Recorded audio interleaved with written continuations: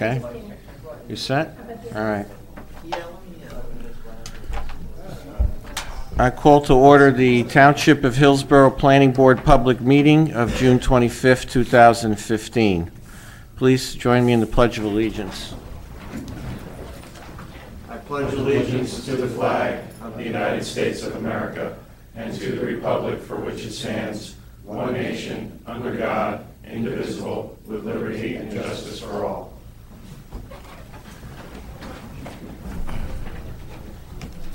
This meeting has been duly advertised according to Section 5 of the Open Public Meetings Act, Chapter 231, Public Law 1975, the Sunshine Law. Roll call, please. Mr. Wagner? Here. Dr. Maruli? Here. Mr. Julian? Here. Mr. Peason? Here. Chairman Dr. Cerisi? Here. First item of business, disposition of resolutions, RETS Partners, LLC, File 15PB06SRV. All members of the board present may vote on this resolution, Mr. Chairman. Okay. This is the Kitty Academy application.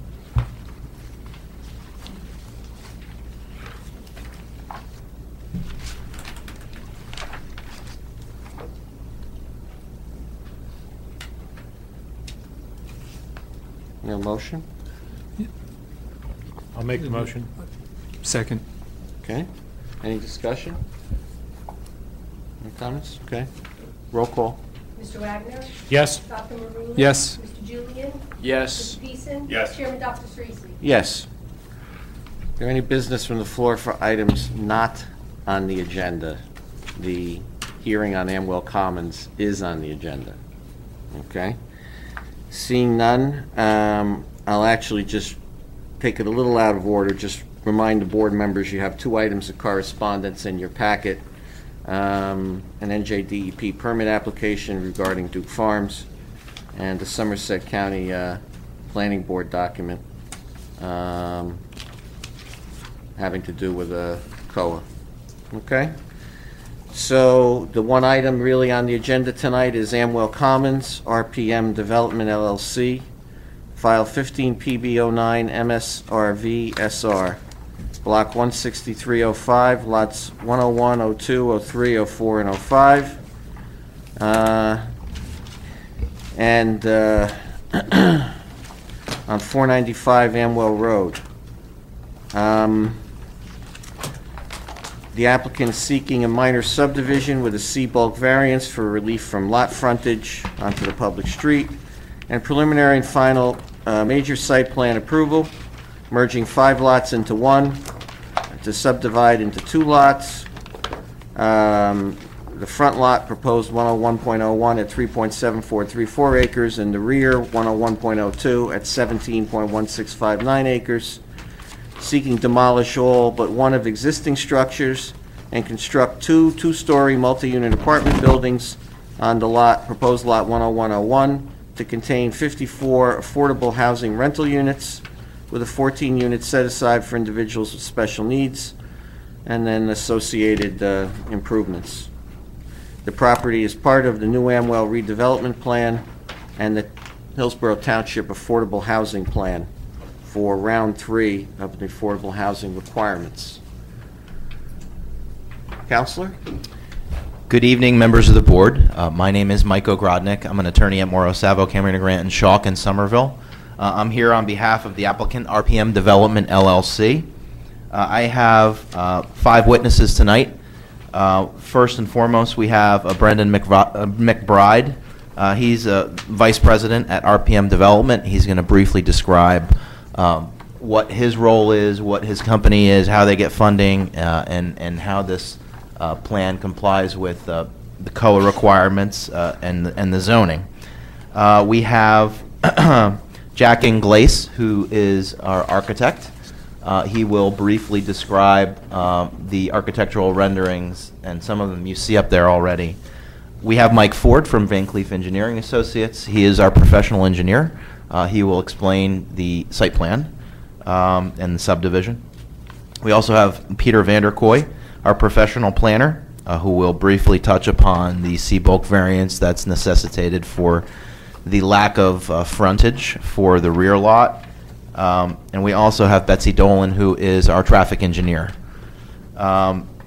We have submitted notice pursuant to the MLUL, been certified mailings to property owners, as well as publications in the Beacon, and affidavits have been submitted to that effect to the board.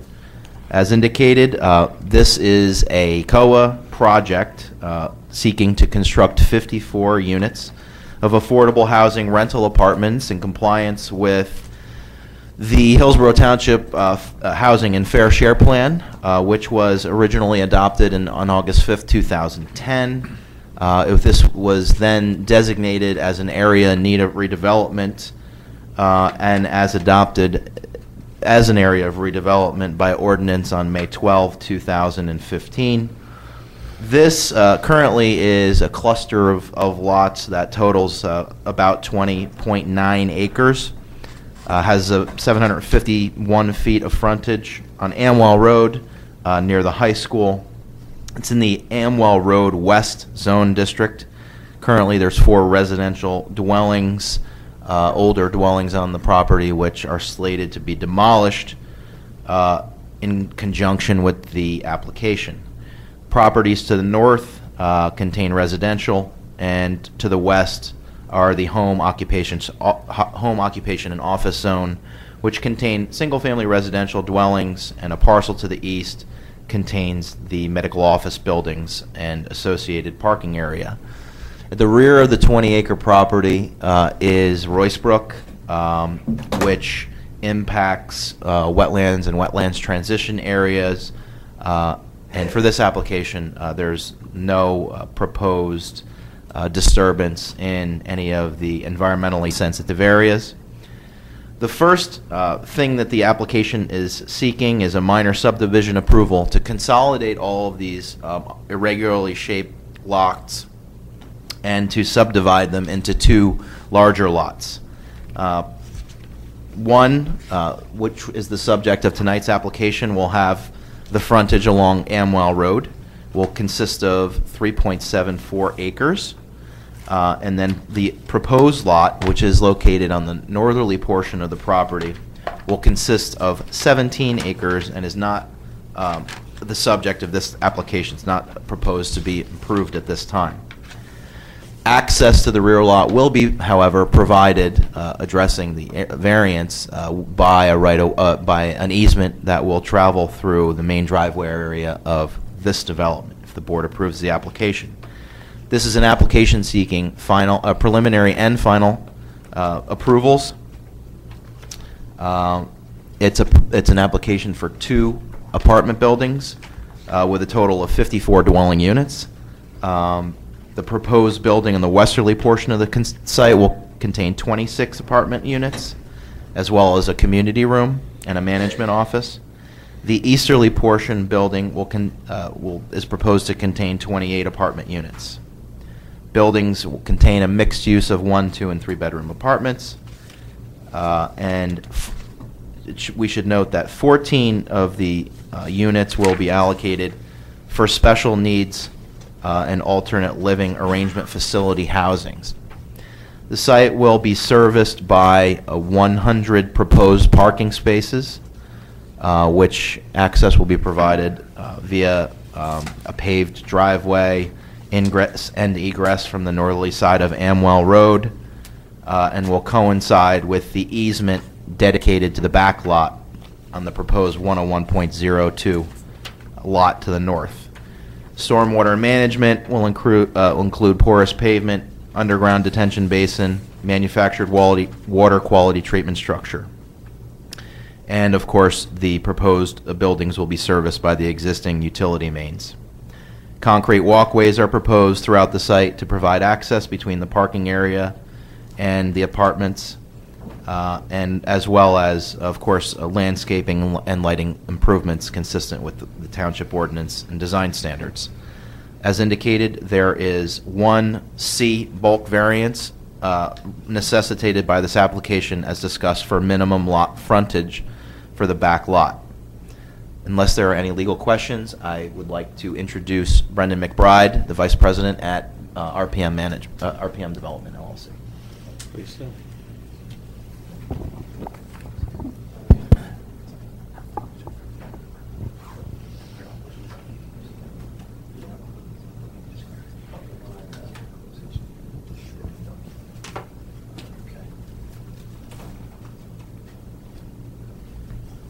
Good evening, everyone.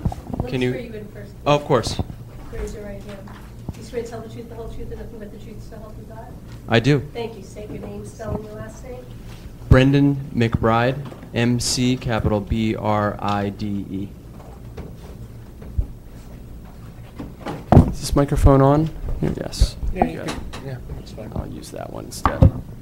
Good evening, everyone. Thank you for having us here. We're happy to be here in Hillsborough. I'm going to tell you a little bit about RPM as a company, talk about how we work, what the development is that we have put together here, and talk about next steps that I think will be relevant to your consideration. So just a little bit of background. RPM has been around since 1986. We're primarily rental developers. We only work in New Jersey. We have a portfolio of about 3,000 units statewide, which we developed and also manage and lease. One of the uniquenesses of our company is that we take care of all the different parts of the development process. We put together the development, the funding, we do our own construction, we do our own leasing and our own management. So we're not a turnkey developer. We come in, we develop it, and we are here to stay. Our buildings we're typically managing for a minimum of 30 years to 45 years. So we're here to stay, not just a visitor. We primarily build housing that's affordable to low and moderate income households. As you all know, and you're all residents here, so you know that it's a desirable place to live. Somerset County generally, and Hillsborough in particular, one of the best places to live in America, as I see right in front of me. It's also an expensive place to live. To give you a sense of what rents are around here, fair market rents, which are the general indication of where rents are in the area, for a one-bedroom are a little below $1,200, a two-bedroom a little over $1,400, and a three-bedroom almost $1,900 a month. That's just essentially the median of the fair market rents in the area. What we do, and to give you a sense of what you need to make to afford that, for a three-bedroom, that'd be an income of about $75,000 a year.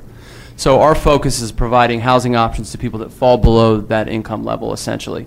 What we're proposing here is a development that would be affordable to people making less than 60% of area median income. And for a family of three, that would be about $56,000 a year in household income.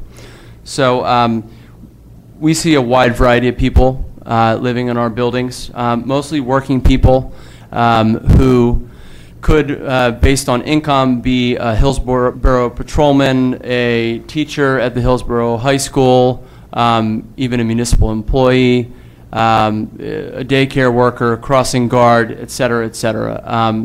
Fully 17% of the population of Hillsborough currently, a little over 2,000 people, 2,000 households, I should say, would qualify to live in our housing. So what we're proposing here is housing for Hillsborough, quality housing for people who are maybe your neighbors, friends, and family.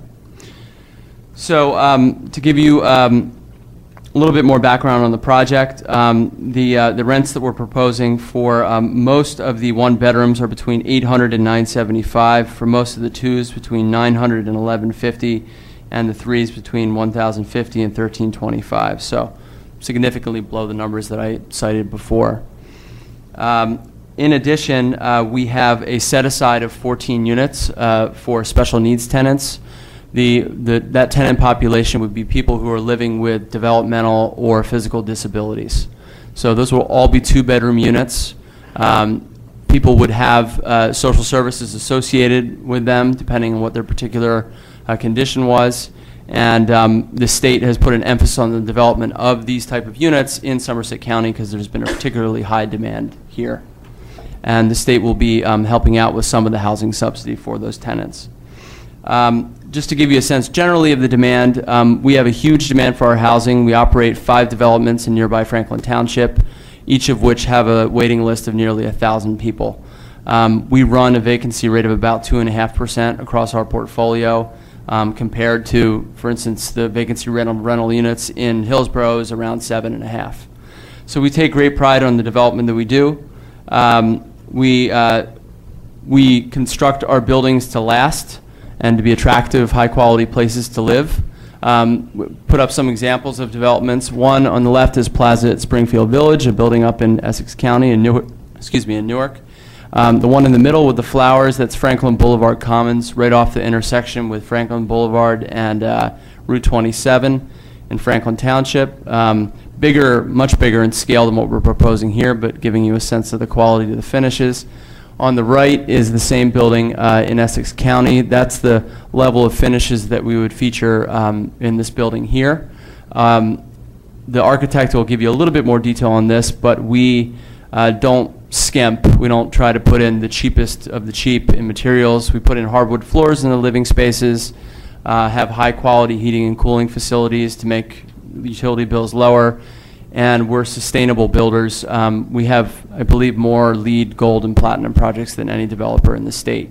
So we take sustainability very seriously, as we know Hillsborough does as well. For those, excuse me. Sure. For those who don't know what LEED, Oh, I'm which is sorry. an acronym is, could you just? Of course, yeah. So LEED is the Leadership in Energy and Efficiency in Design. Yep. Something along those lines. But the basic idea is the national certification program for sustainably built buildings. Energy efficient building. Energy efficient, good for the environment, safe to live in buildings, and our architect will give a little bit more detail on that.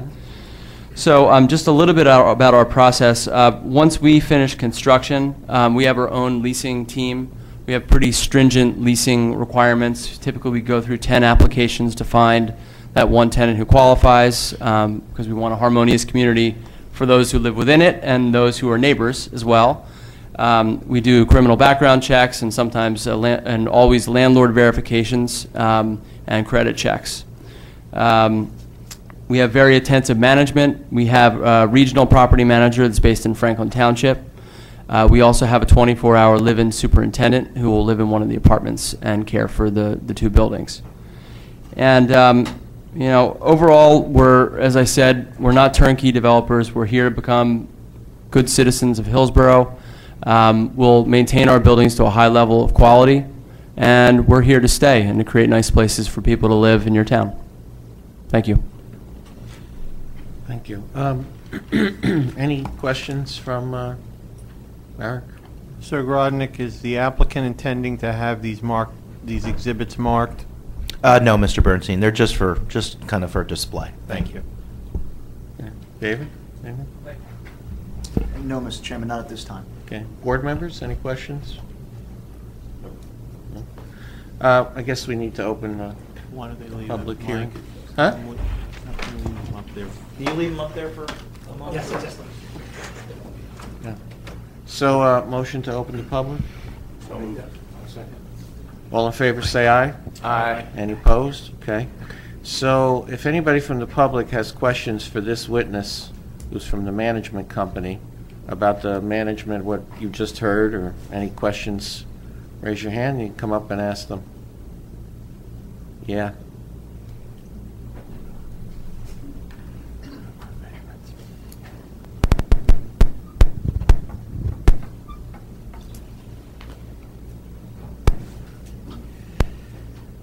Bill Trethway, 1274 Millstone River Road here in Hillsborough. Good evening. You stated that approximately 17% of the people in Hillsborough were eligible for this, to live in this development. On your developments you've had in previous areas, approximately what percent of your residents have actually come from that town, and what percent have come from other towns or other areas around? It's a good question. In the case of Franklin Township, it's about 40% of folks come from the town where we're doing the development. Good, thank you. Any other questions? Yes, ma'am?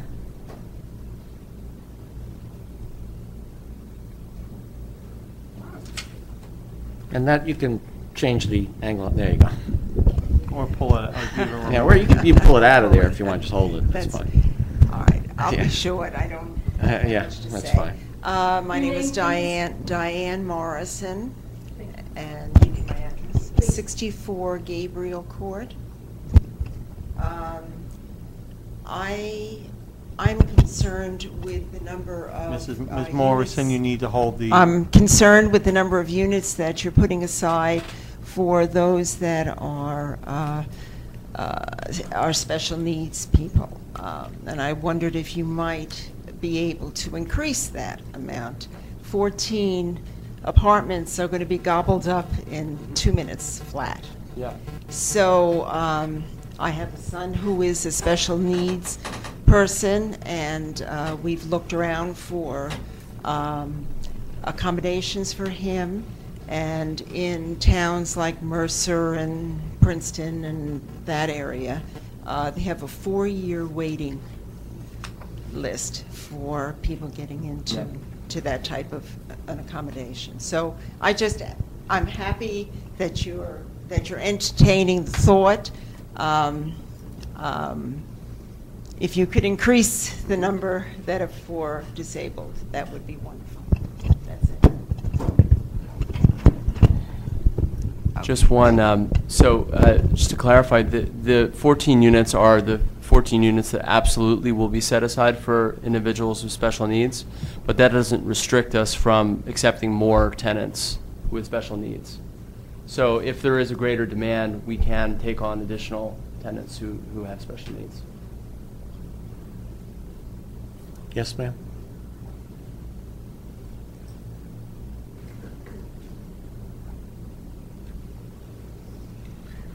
Can someone lower that? Might be easier for most. There you go. I need it lowered. Robin Yeager, Bluebird Drive, Hillsborough. I live in the Meadows. So my unit would be facing the brook that heads down to Manville, and I would be on the north side of Amwell Road. I have some concerns as far as, well, I have a lot of concerns. Traffic, has there been a traffic study done? Yes, we've prepared a traffic study, and we have our professional traffic engineer that will address traffic Separately? down the road. Yes, so you'll have an opportunity to comment Okay. and ask Ms. Betsy Dolan questions regarding the traffic. Okay. Can you explain to me where access is going to come from into this development? That will be described by our professional engineer, Mike Ford, who will go through the site plan, and as well as Betsy Dolan, who will also look at, ingress and egress from the subject property. Okay. My concern is, that Amwell Road, it's a county road, it takes on a lot of traffic from Flemington through New Brunswick, and a lot of truck traffic. And because there's going to be special needs, we're going to have special needs buses.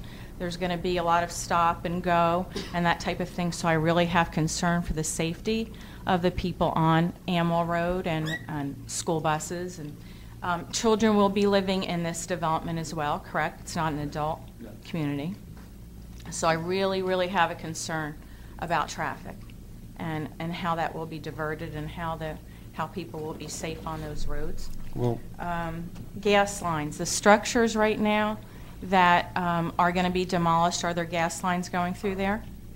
that's for the engineer. I think if you have a lot of technical questions about traffic and the layout, the plan, the gas lines and all of that, those are what the following witnesses are going to talk about. Okay. This witness is just here to talk about the general purpose and structure. population of the project. Others who are Okay. engineers will come up and talk about the technical All right. details. So when we want to talk about retention ponds. Yeah, that's the and engineer. that'll be the engineer. Okay, He's thank you very Right to your much. left, yeah. Right. Anybody else? General questions on purpose and population? Okay, seeing none, Counselor, call your next witness. Thank you. My next witness is our architect, Jack Inglace. I believe he's also a professional engineer.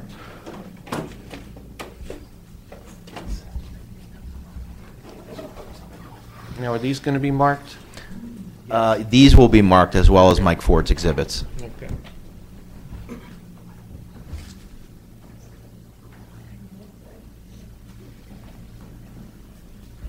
Raise your right hand, please. Do you swear to tell the truth, the whole truth, and nothing but the truth, so help you God? I do. Thank you. State your name, spelling your last name. John C. Ingles, I-N-G-L-E-S-E. Most people know me as Jack. And can you give the benefit of your education briefly and your license? Certainly. I have a Bachelor of Architecture degree from the New Jersey School of Architecture in 1980. I have a Bachelor of Science in Civil Engineering from New Jersey Institute of Technology from 1983, and a Master of Science in Civil Engineering from the same institution in 2005. I'm a registered architect in the state of New Jersey and have been since 1983. And I am a licensed professional engineer in the state of New Jersey and have been since 1984, and both of my licenses are current. Thank you. Thank you. May proceed. Okay. So Brendan gave you, I think, a fairly good overview of what we're trying to do here. Mr. Ingles, You got- you're you're going gonna to have have to to stay speak close to into the- the Sorry, mic, I didn't- not close so to the much mic, just for yeah. for the audience, but for the gentleman sitting behind you. Certainly. With the television. The three exhibits you see on the shelf now are a little bit of presentation of what the architectural treatment of the buildings are.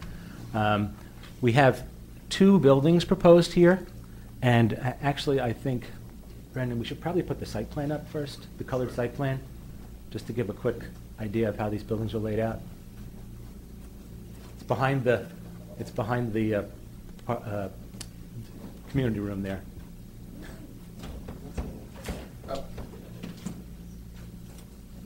The color one? Yeah, the colored one. There you go. No, that's a double board. In your car? Sorry.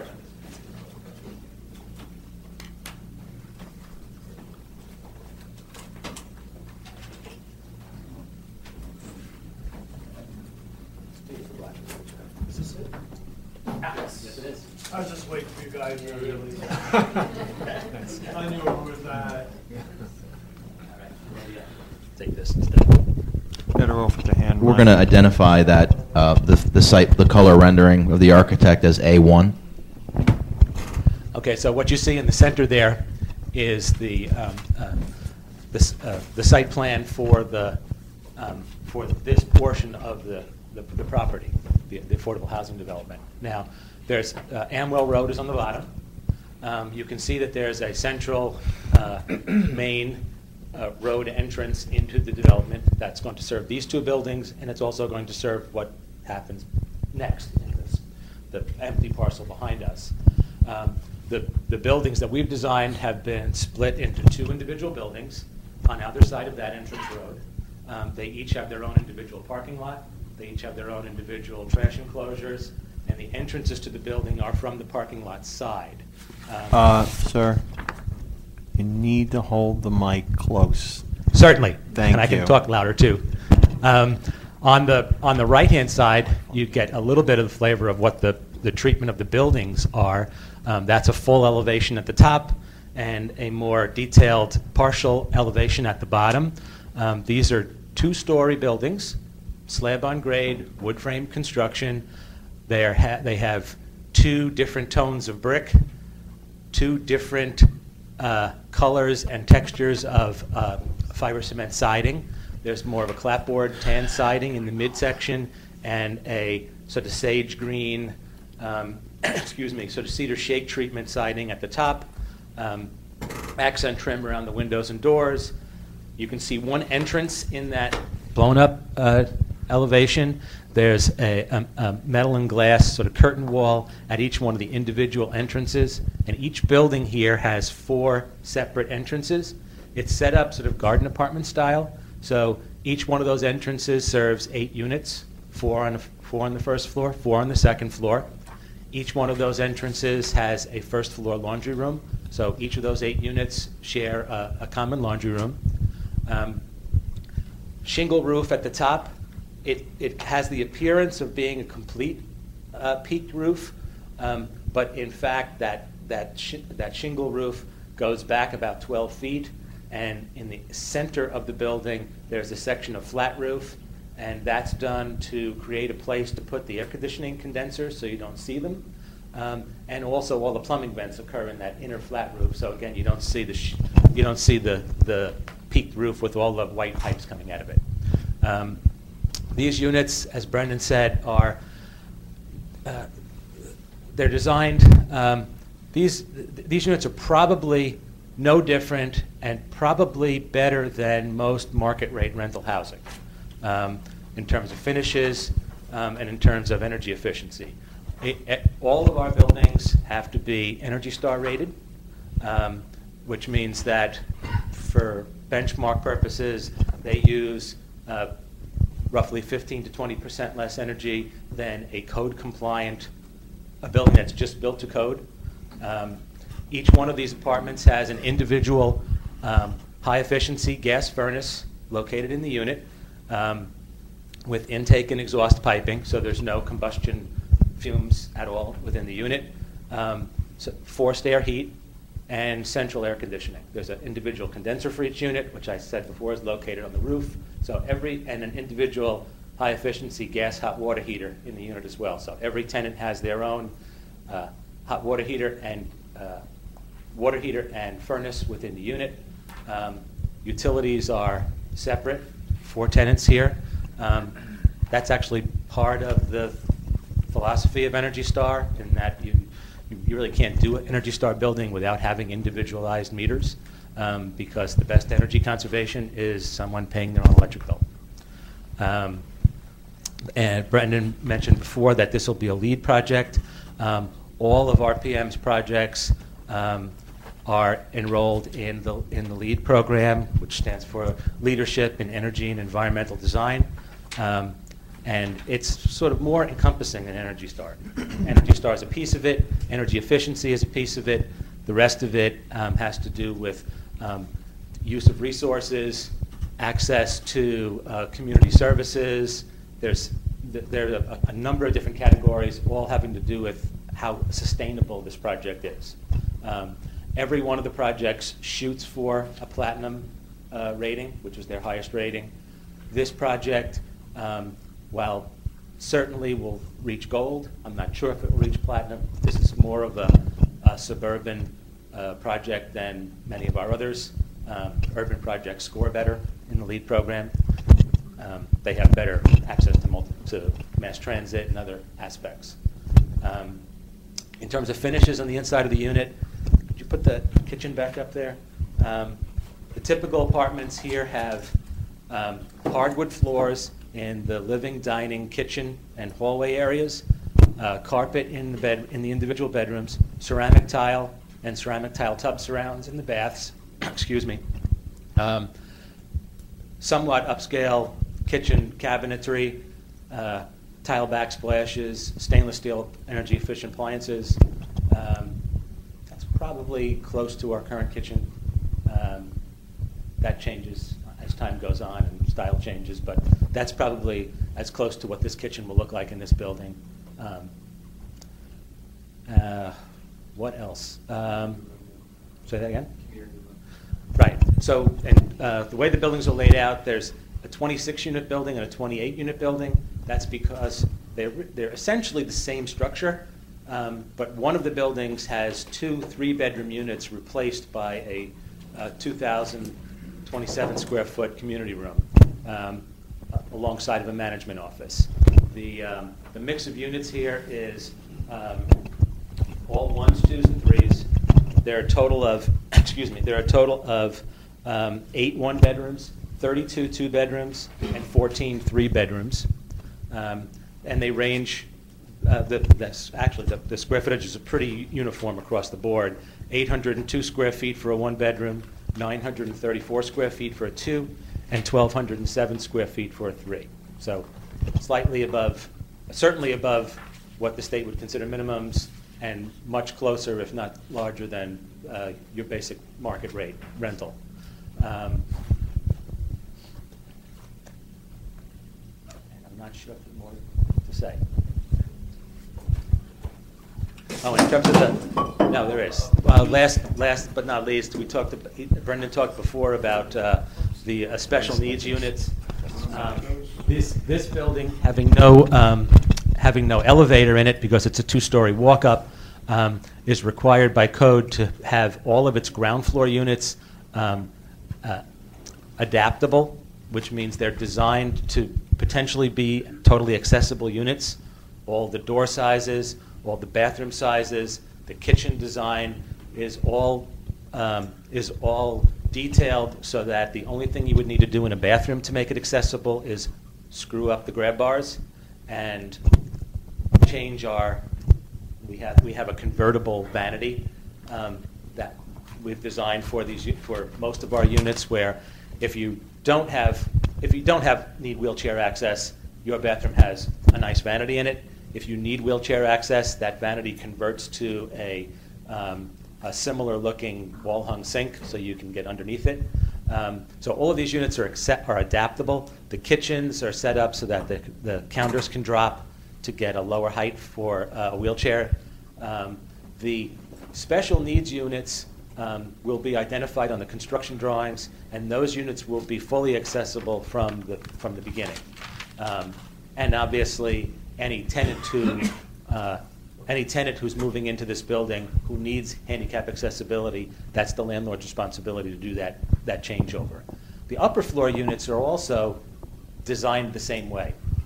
You could have made those bathrooms smaller and those kitchens smaller, but it doesn't lend any efficiency to the plan. So you could essentially have someone who may want an accessible unit on the second floor, which may sound silly, but there are some people who could use the adaptations of an accessible unit who aren't in wheelchairs. So every one of these units has the potential to be accessible. Thank you, Jack. Anything else you need to mark there, Counselor, of the diagrams? Because I just see a mark on the one in the middle there. Yeah, the other ones are just really for informational purposes. We'll just mark the colorized site plan unless the board wants them all marked. I think the board wants them all marked. Most notably, your witness testified to at least 2 of them. So there's a rendering that has a front elevation as well as the material siding. We'll mark that as applicant 2A2. You want to put that back up there as well, Mark? Mm-hmm.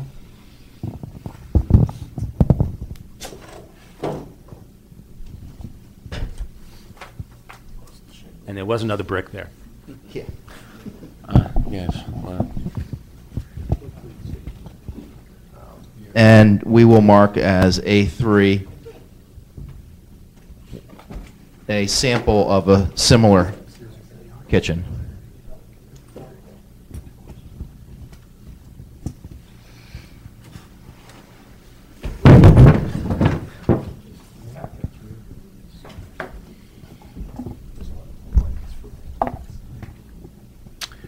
Okay. David? Could you just talk briefly about what you did with the buildings in terms of how long they are and what you did to break up the massing of the building architecturally? Certainly. Thank you. The buildings are roughly 64 by 290, each of those structures.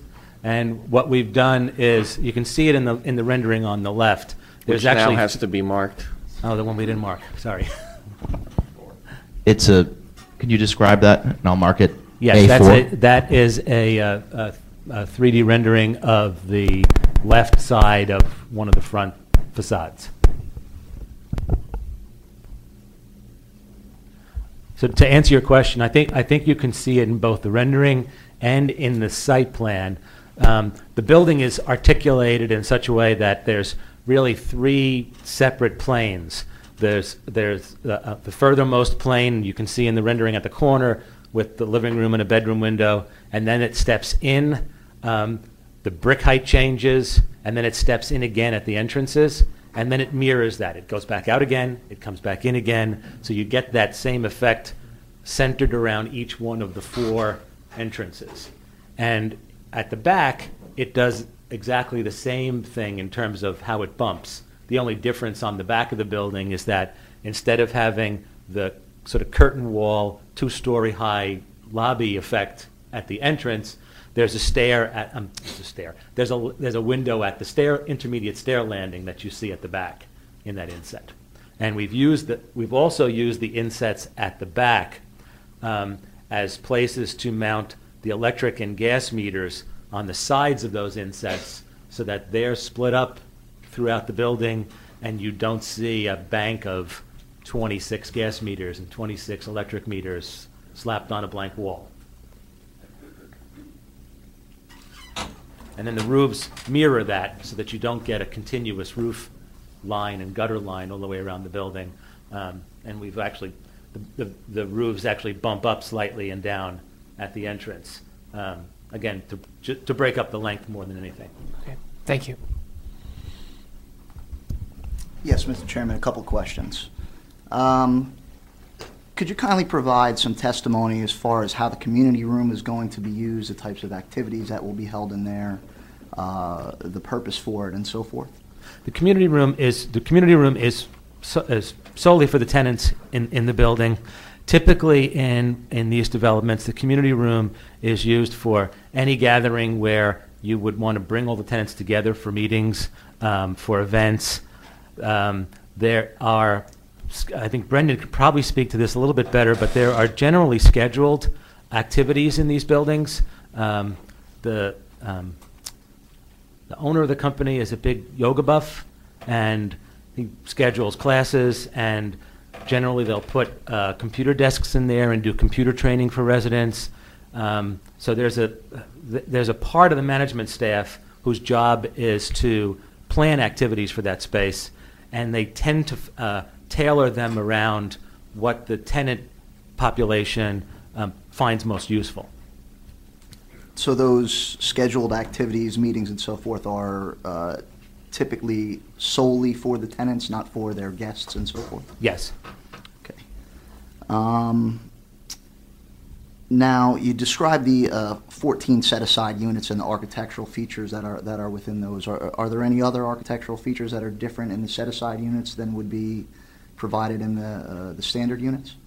No, not really. I mean, they're essentially living in the same finished unit that a person in a standard unit would have. They just have the fully finished accessibility features.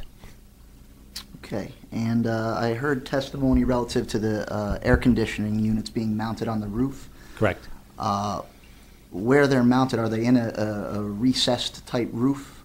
Yes, this peaked roof goes up to what would essentially be about a 5-foot parapet in that inset, and even on a 3-bedroom unit here, an Energy Star apartment typically has a 1.5-ton condenser, which is relatively small. It's typically about 30 by 30 by about 30 inches high. So they sit loose on protective pads on the roof, so you would not see the HVAC units. Okay, so they wouldn't be visible. They would not be they'd visible. Be screened visibly, and perhaps more importantly, would they be screened from a sound standpoint? Well, they're screened from a sound standpoint by the fact that they're going to be enclosed by this parapet peaked roof that surrounds the entire perimeter. So it's almost as if we had built a sound wall around those units at the roof. Okay, the last question I have may actually be better geared towards the site engineer, but I didn't notice any signage, any site identification signage on the property. Is any proposed? No signage worked its way into this package. There would probably be a request at some point to do a low ground sign just to identify the two buildings, but that was not detailed and inserted into this package. So moving forward, if signage is proposed, it'll comply with the standards in the redevelopment plan? Yes. That's all I had for this witness, Mr. Chairman. Thank you. Mr. Board Chairman? members? Well, I'm sorry. I have a Oh, you question. do? Okay.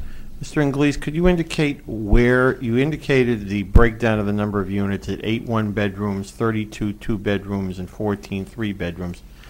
Could you indicate, or is there someone else who's going to be able to indicate how that delineation was brought to? How that number was arrived at? How it constructed, so to speak. Yeah, let me have Or the how they're- applicant. How they're organized in the building. No, how the numbers came to the numbers you testified to. I can give you a little bit How of the background. numbers were So that's- determined. Thank you. Sorry. So that's driven by the funding. We will be seeking funding through the State Housing and Mortgage Finance Agency, and they require that no greater than 20% of the building be one-bedrooms and no less than 25% of the building be three-bedrooms, essentially, in order to be competitive in securing funding. So And that are these numbers at 20, 55, and 25%? No. So the numbers, the one-bedrooms are 20% would be 10 units. And we have 8 one-bedroom units. Thus, 2 more Those two units are taken up by two-bedroom units, two additional two-bedroom units. When the architect designed the building, he found a little extra room to turn two one-bedrooms into two bedrooms. Thank you. From the board members? Yes, Mr. Inglesi, these are frame buildings. Can you comment on any of the safety features, if there's sprinklers, alarms, and maybe comment on that, please? Certainly.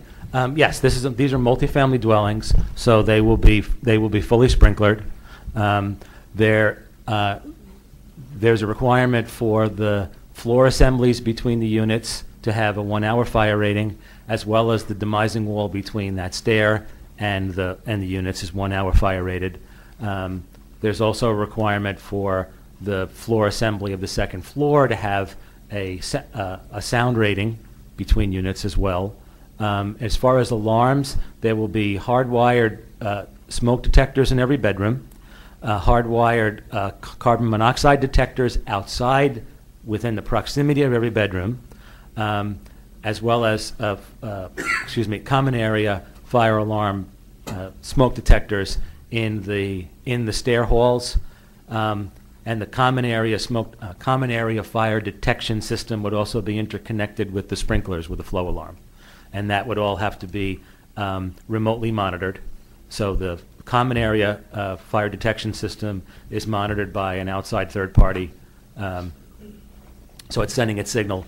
It's not only is it turning devices on in the hallways and in the units, it's sending its signal to a third party monitor to know if there was a trouble or alarm signal. Thank you. Yeah, no. Any questions? No. Okay. Any questions from the public for this witness? These would be questions about the buildings, not the site, just the buildings. Yes.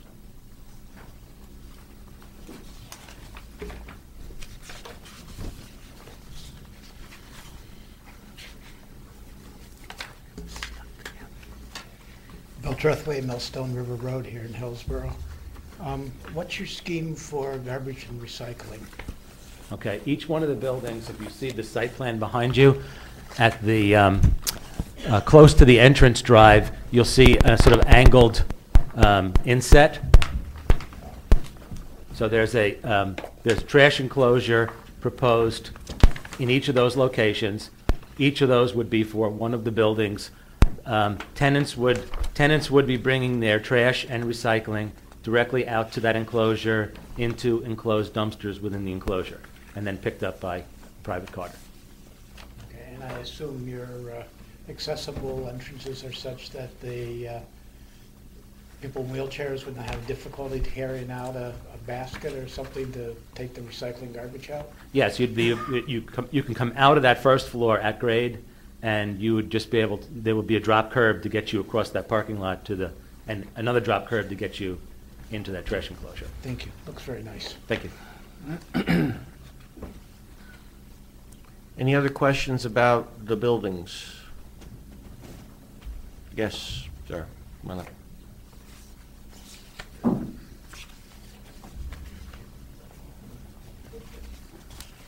Good evening. Mike O'Donnell, 492 Amwell Road. Looking at what you have set up top there, is that the length of two buildings up at the top on the right-hand corner? No, that's the length of one. That's the length of one building? Correct. All right. And RPM development is used to urban development as opposed to suburbs? No, we do about... Oh, you have to Wait, just give him the microphone. Oh, I'm sorry, I didn't mean to. Yeah, he doesn't, yeah. Direct someone else. Yeah. So at this point, about a third, maybe 40% of our portfolio is in suburbs, and the rest is in urban areas. All right.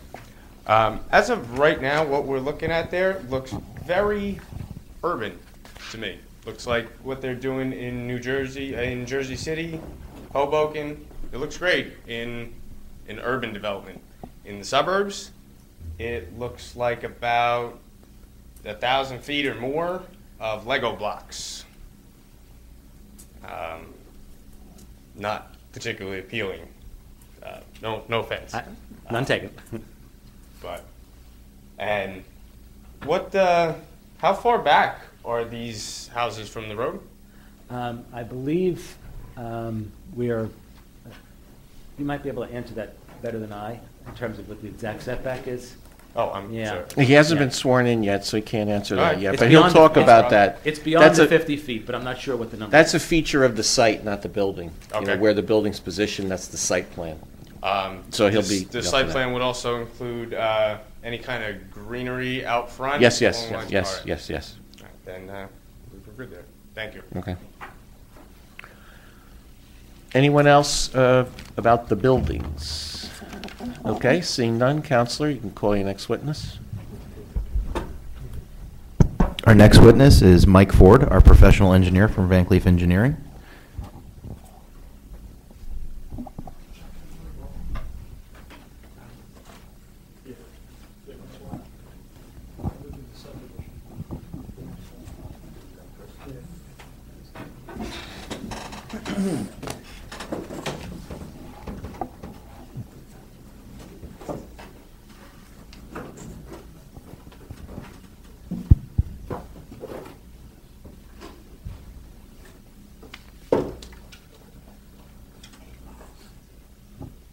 A5. Okay, yes. Do you swear to tell the truth, the whole truth, and nothing but the truth, so help you God? Yes, I do. Thank you. State your name, please. Michael Ford, licensed professional engineer and planner in the state of New Jersey with Van Cleef Engineering, and I've appeared before this board on numerous occasions. Yes, you have, Mr. Ford, you may proceed. The rendering A5 we just marked is sheet number 3 in the set of plans, Michael. That's the minor subdivision plan. Okay. From a site engineering standpoint, first I'll start with A3, which is the overall site.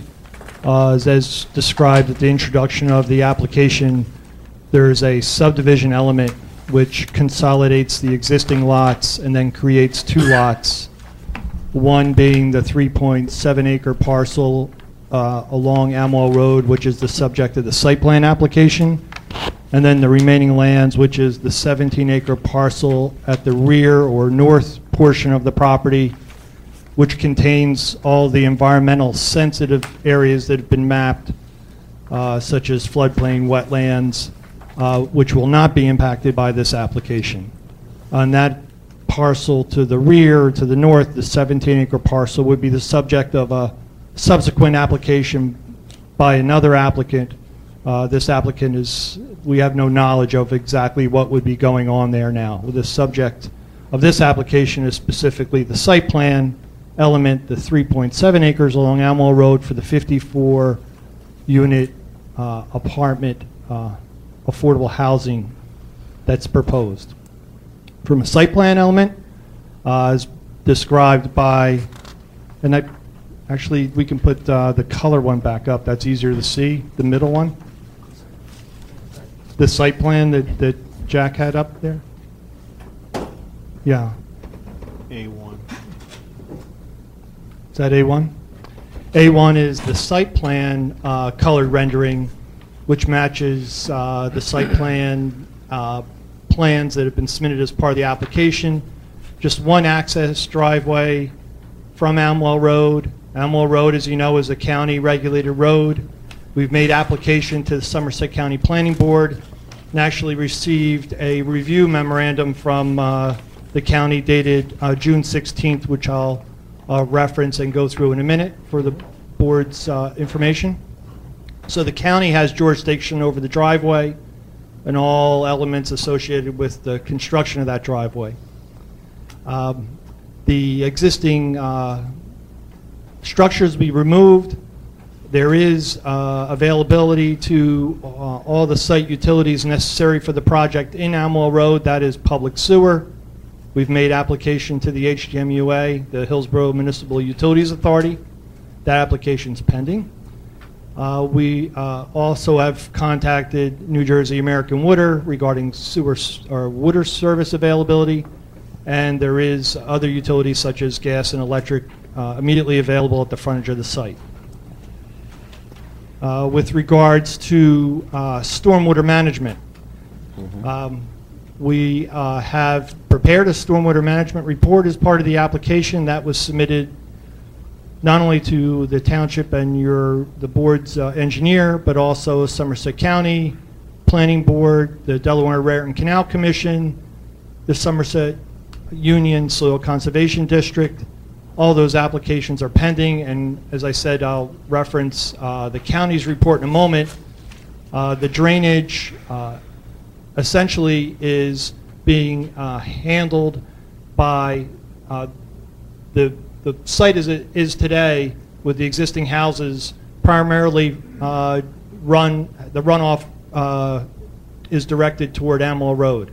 Those same drainage patterns will be maintained, and to compensate for the additional impervious coverage, what's being proposed is a underground infiltration basin immediately under the parking area to the rear of the buildings.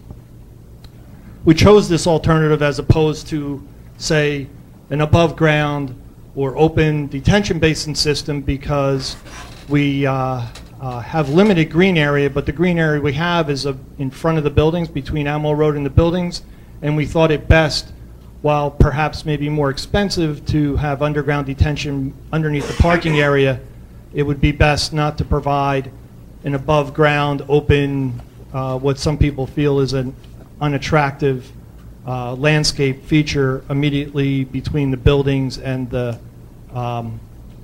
Amwell Road, and that also leaves that area open for lawn and landscape. Perhaps at this time be a good time to address one of the questions by the public regarding setbacks. The buildings are placed within the required setbacks. They comply with the ordinance in all facets. And what I'd like to point out is, while the front yard setback requirement is 20 feet, so the buildings could be as close as 20 feet to the right-of-way line on Amwell Road, they're set back at their closest point approximately 50 feet, or 2.5 times the required minimum distance. The side yard setback requirement is 20 feet as well, while our closest building is 38 feet away from the side yard, which is approximately 2 times. And then the rear yard setback requirement is 20 feet as well, while we're at 94 feet, or better than 4 times the required. So we're not only meet the setbacks, but we exceed them considerably. Again, with the layout of the site, we've chosen to put the parking behind the buildings so that we can provide for that open area between the buildings and Amwell Road for landscaping. The stormwater detention basin is under the parking area. A portion of the parking area would be surfaced with pervious pavement. I know that's been a discussion or item that has been prevalent in more recent applications. That's a best management practice that's encouraged by the New Jersey Department of Environmental Protection for stormwater runoff control. It provides for infiltration of stormwater through the pavement and into the underground stormwater management system, providing for water quality measures as well. The underground detention basin collects the stormwater, releases it at a controlled rate, and there's a connection for that underground detention basin to the existing stormwater facilities in Amwell Road. Regarding stormwater management, and I'll reference the June 16th, 2015 review memorandum or letter from the Somerset County Planning Board. This was directed to the chairman's attention, and just as a matter of record, we would address each and every one of these comments that the county has made regarding the application to their satisfaction, certainly as a condition of any approval this board may grant. But one of the comments they make in their review memorandum under item 1 under stormwater management is that they state, and I'll quote it, "It has been determined that the stormwater management report has been prepared in general conformance with the county standards." So while they found some changes and comments they'd like to us incorporate, as part of the stormwater management system, we are in general conformance with their requirements. And this will be a stormwater management system that would be owned and operated by the owners of the facility. So RPM, who's familiar with these stormwater BMPs, would be responsible for the ongoing maintenance of the stormwater management system. And as we've received comments not only in the county review memorandum, but your board engineers review memorandum, to make it clear to RPM, who has experience in this endeavor in their other facility operations, but there would be a owner's manual prepared for RPM spelling out exactly what the requirements are for the ongoing operation and maintenance of these stormwater management facilities, which by the virtue of them being underground would be basically unnoticeable to most people. There would be just a parking area and typical catch basins at the curb line. I'm going to take a breath and answer questions. Okay. Eric, do you have any? No. David? No, thank you. No? Yes, a couple, Mr. Chairman. Mr. Ford, in our report, in our review of the stormwater management design, we noticed that the runoff from the parking area surface is being directed directly to the underground detention system. The BMP manual recommends that the runoff be pre-treated. Was this considered at all in your design, just because of the fact that, as you mentioned, the underground basin is hidden from view, and as such it oftentimes gets, I don't want to go as far as saying it gets neglected, but doesn't necessarily receive the level of maintenance that a surface basin would? Yeah. There's what's being referred to as the engineer's report dated June 25th, 2015 by CME Associates. What I'd state on the record at this point also is that all of the, it totals 11 pages. There's various comments in them, and I'm not going to go through every one item by item, but as a condition of any approval this board may grant, we would address each and every one of those comments to your board's engineers' satisfaction, including this water quality comment. And this is with regards to the pretreatment of water before it enters the underground basin. That would be by virtue of the runoff filtering over and through the porous pavement, which is a BMP that's credited for 80% TSS removal. There's also additional comments in the engineer's report regarding the location of an inlet, for example, nearby the trash enclosure, and a suggestion that additional measures be made to prevent or secure any things that may be in that trash area that may find their way into the stormwater management system.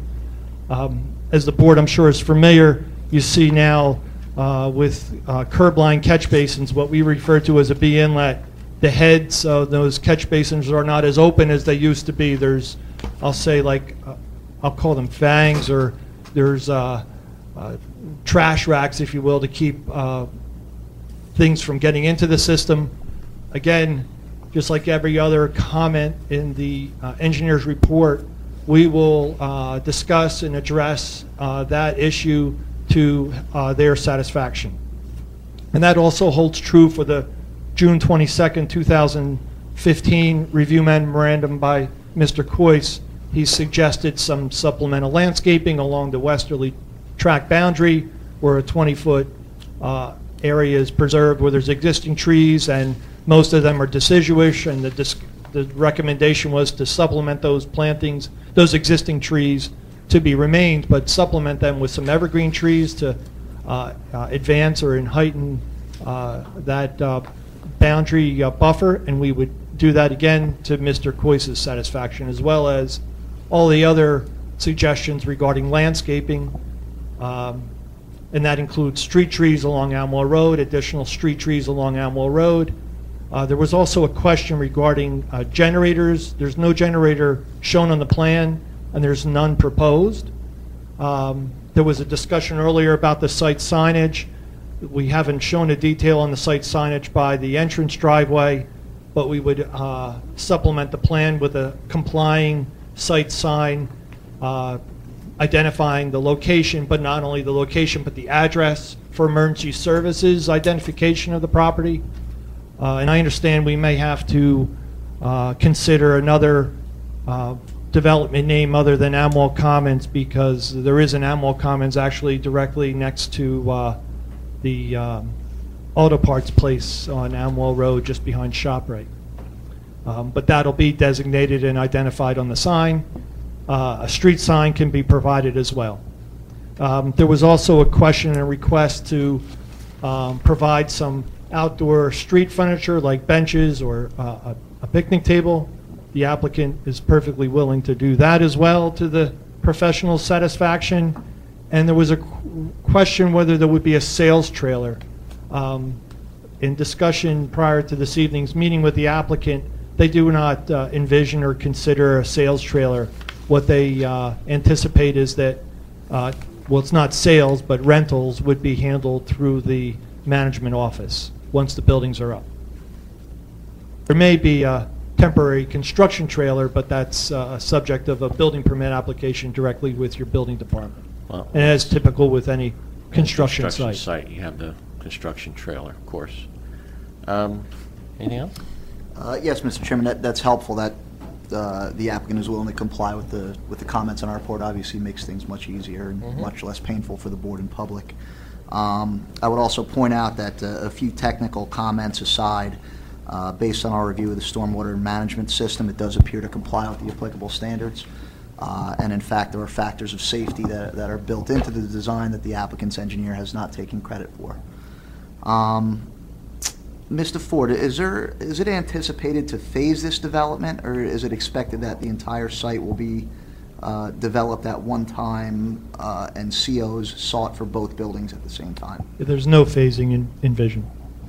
Okay. And as far as the minor subdivision is concerned, do you anticipate perfecting that by deed or by plat? By deed. By deed. Okay. And you would obviously submit that to us for review? Correct. Okay. There were some comments in, while you're looking through your report for other questions. Yes, just to There were some comments about the environmental aspects of the application. We did visit your environmental commission this past Monday evening with the professional that prepared the EIS for the application. Because the application doesn't impact any environmentally sensitive areas, we're not touching any wetlands, wetland buffers, no steep slopes, no critical soils, no floodplains. I'm saying all this because I don't get to say it that often for many applications. There'll be no DEP permits regarding any land use regulated areas. That is unusual. I was waiting until you're done, but we could. I want to go over some of those items. So okay. When you're done, we could continue the discussion on what the items were. The Environmental Commission the other night. There was a request whether a Phase 1 environmental assessment was done yet. That hasn't been done yet. The applicant's under contract to purchase the property.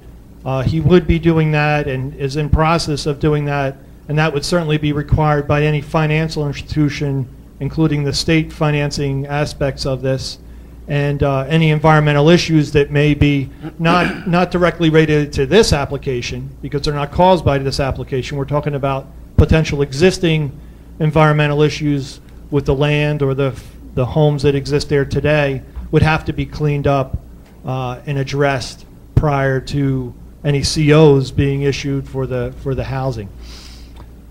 And those Phase 1 reports, when published, would be provided. Copies would be provided for to the township for their records. And there was a request that we also provide copies of the freshwater wetland letter of interpretation approvals from DEP, albeit regarding the wetlands that are on the rear portion of the property. We provide copies of those for the board or for the township for their records. I think they actually, when they're issued by the state, they automatically get sent to the clerk, but we'll provide them to the planning department directly. Any other questions from our professionals? Yeah, just one more, Mr. Chairman. With regard to environmental, the applicant's engineer pretty much hit on everything in our report. The one question I did have was whether the Environmental Commission had any recommendation relative to a conservation easement I don't know if that's typically been policy in the Township of Hillsborough or with the Environmental Commission. There is a section in the ordinance relative to it. I just wondered if they had any comment relative to that. I don't recall comments about that, mainly because the application really is not, other than the subdivision aspect of it, doesn't pertain to the rear portion. And because the applicant is only under contract to purchase the 7.3 acre portion of the property, we really have no jurisdiction or ability or control over the remaining lands where those conservation easements might be placed. But what we would suggest to the board is that that issue could be taken up if and when an application for development of the rear portion of the property is submitted. We always do, yes. You always do make that recommendation? We always do take up that issue when there's lands like that involved. I mean, obviously, there's a stream back there and wetlands, so that we always, I mean, you see that a lot, so we see that a lot, so we take care of that at the time. Yeah, I mean, right now, we can only discuss what's up to their property, and that's not really involved in their property, their part of it. Understood, and I have no objection. I would just point out that a minor subdivision is also proposed at this time. So, yeah, if the board were so inclined, I feel that it's the board's right to request the but easement. we find it easier, I think, to deal with that at the time that we have a site plan that encompasses those lands that would be conserved. I certainly understand. Better to do it then. Neil, go ahead from the Environmental Commission. Okay. As Mr. Ford said, we met with the applicant on Monday evening.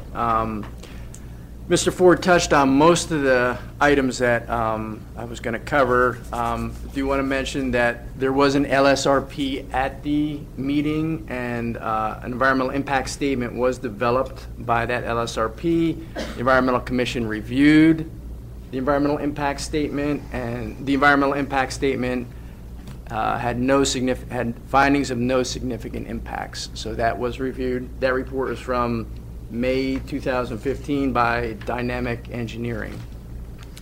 As Mr. Ford said, we did ask for a copy of the LOI for the wetlands. We talked about the stormwater management plans, and we asked that all the approvals by all the appropriate agencies be put in a resolution. We did talk about the stormwater recharge, which Mr. Ford spoke about, and we did ask them to comply to the pervious maintenance plan, because again, some of those pervious pavements get clogged up after a while, so we asked them to put that in the in the maintenance plan into the ordinance as well. We also, as Mr. Ford pointed out, there will be a phase one, which is more extensive than the initial environmental impact statement that was done. There'll be a full phase one done once it has to, I guess, coordinate with the financing. At that point, a full phase one will review any potential contamination that there might be on the site. Not to say that there is, but that's part of a phase one also. So that'll be a thorough review of that. The other things were just concurrences on Mr. Cloy's staff report, specifically items 16, 17, 18, 19, and 20, which I'll just touch on very quickly here because maybe some people in the public might have questions on that. Number 16 was that the lighting proposed on a site shall comply with all the requirements set forth in the ordinance 188-57. Environmental Commission had concurrence on that. There was also item 17, recommended more than one species of shade tree be provided in order to minimize possible disease and loss and provide variety. Additional shade trees should be considered throughout the site. Environmental Commission concurred on that. Number 18, the landscape plan should reflect the location of the lighting poles and fences to reduce conflicts in plant replacement and ultimate growth. Environmental Commission concurred with that. And then the landscape architect shall provide a maintenance plan for proposed perennial beds and butterfly meadow to ensure proper care. Environmental Commission concurred with that. And one final item, that additional buffering planting should be provided along the adjacent medical office building property line. The Environmental Commission concurred with that. So those were the items that were discussed with the applicant. The LSRP is not here tonight, but I know Mr. Ford was at the Environmental Commission Monday night, so Those are the items that we discussed. Okay.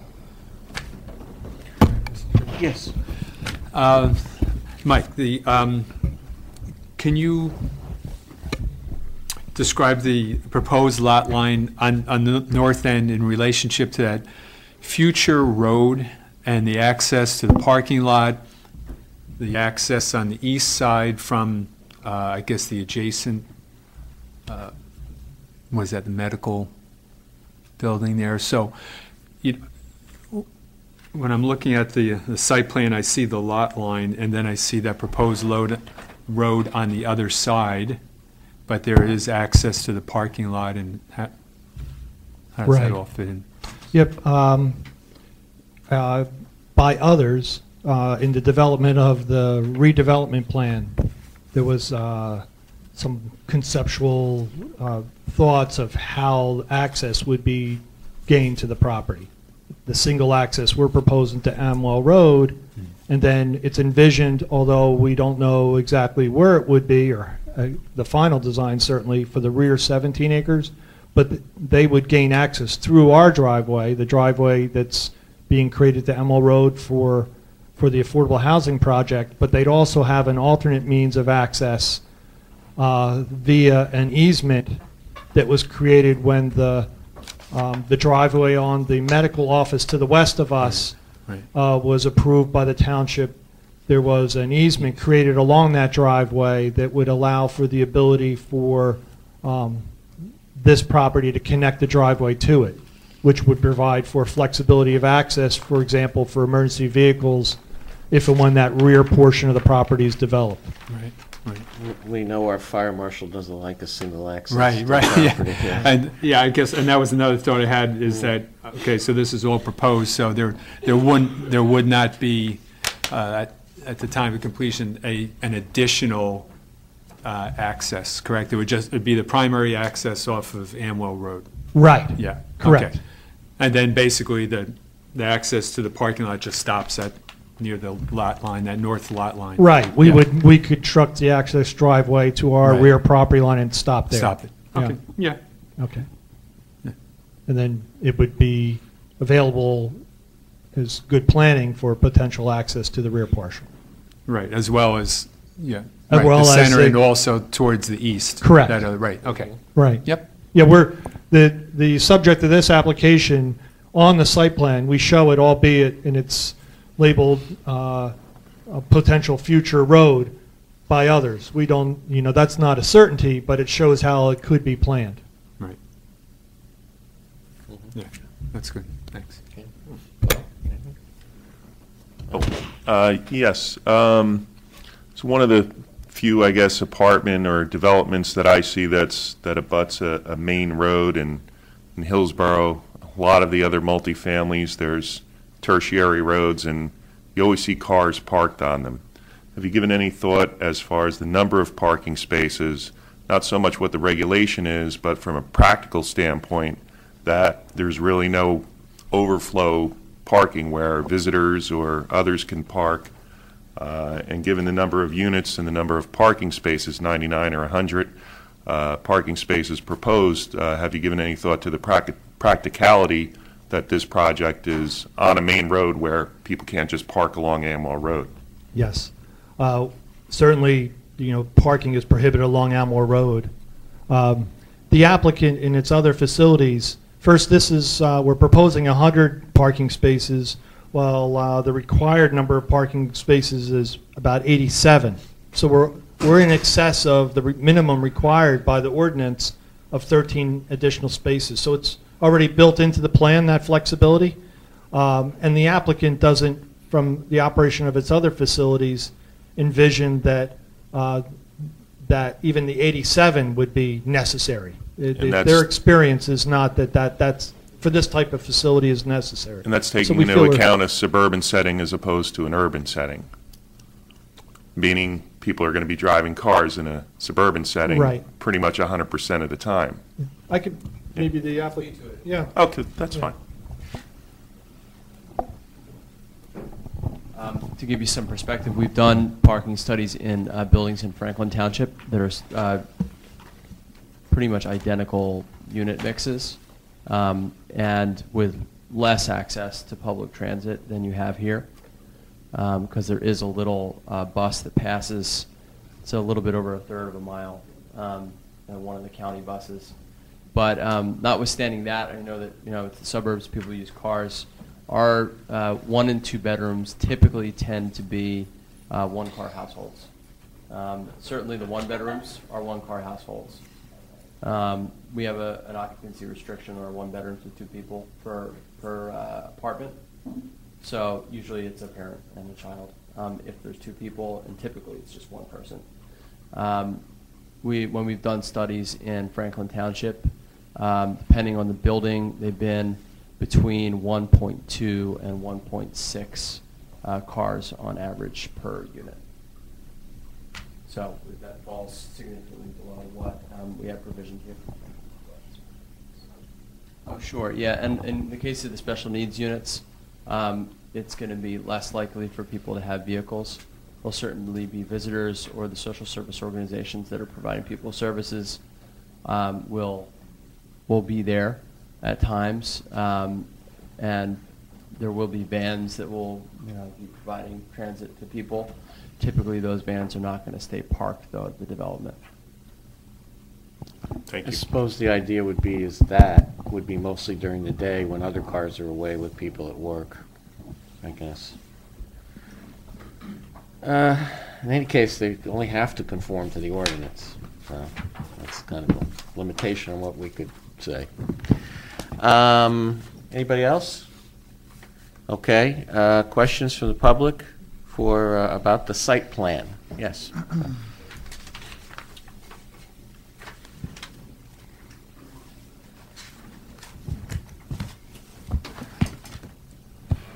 David Molnar, Merritt Drive. Let's see.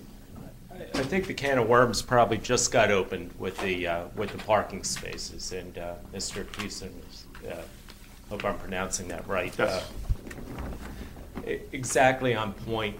There's a practicality, in my view, of how many parking spaces there are for tenants. I'm thinking 1 bedroom is, generally speaking, 2 cars here. 2 bedrooms, if you have a son or a daughter anywhere between 17 and 26, you probably need 3 spots. Not to say there's not a lot of younger kids, but at some point they're in high school, so maybe it's 2.3 cars for a 2 bedroom. Certainly at 3 bedrooms it increases, et cetera, et cetera. 100 cars or 100 spaces is nowhere near enough, in my opinion, for a development this size. That's it. I can say I don't need a rebuttal or anything. That's my opinion. Anyone else? This side? We'll just do one side at a time. Anybody else on this side? No? Okay, on this side? Yes, ma'am.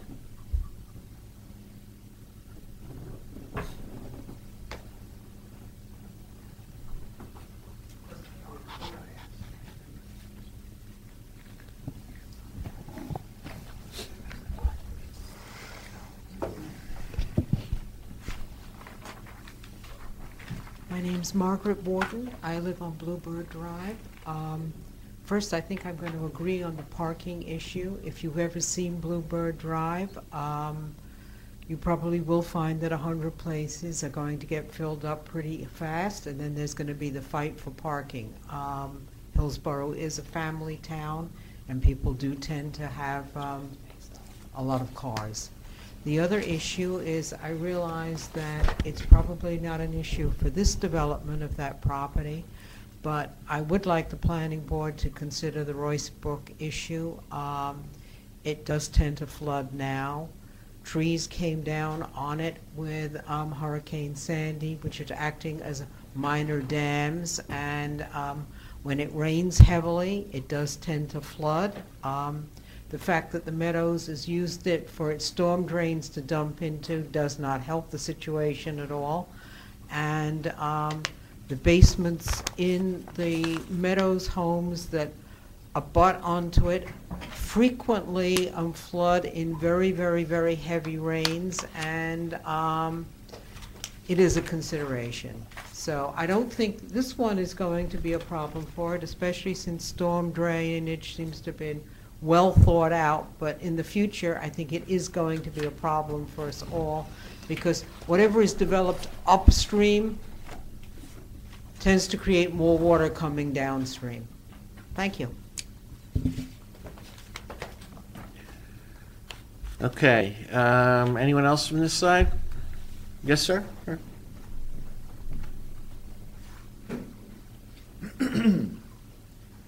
My name is Abi Majumdar. I live in Somerset Park condo. Could you spell your name, please? ABHY, last name Majumder.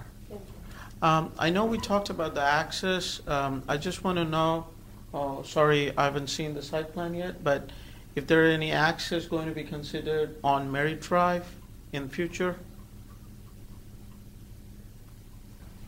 The backside, I believe. That would be the subject of a separate application, that there's no access other than the Amwell Road proposed for this project. So only access is through Amwell Road right now? Correct. Okay, thank you. Yeah, I mean, just a note, the current applicant isn't responsible for what could be built in the future behind. That would be another application, another site plan, another review, another environmental impact, another wetlands thing. All of that would have to be done at that time. Legally, for the stormwater, they're required to account for the stormwater on their piece of land, which, you know, has been described how they've done that.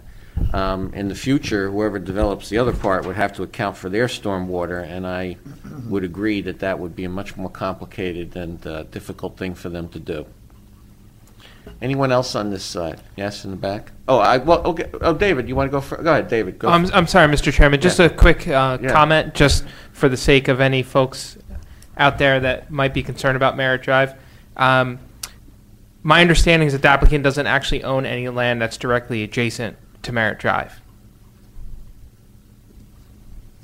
So in terms of concerns about or any questions about that being connected, I saw it as the plan currently doesn't have any access being requested because there's two property, I believe at least two properties in between Merritt Drive. Right, they have no way to get to Merritt Drive. Correct. To access it.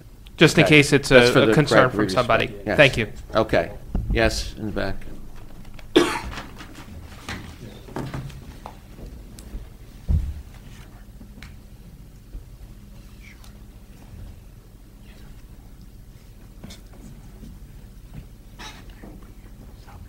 Good evening. Bill Trethway, Millstone River Road here in Hillsborough.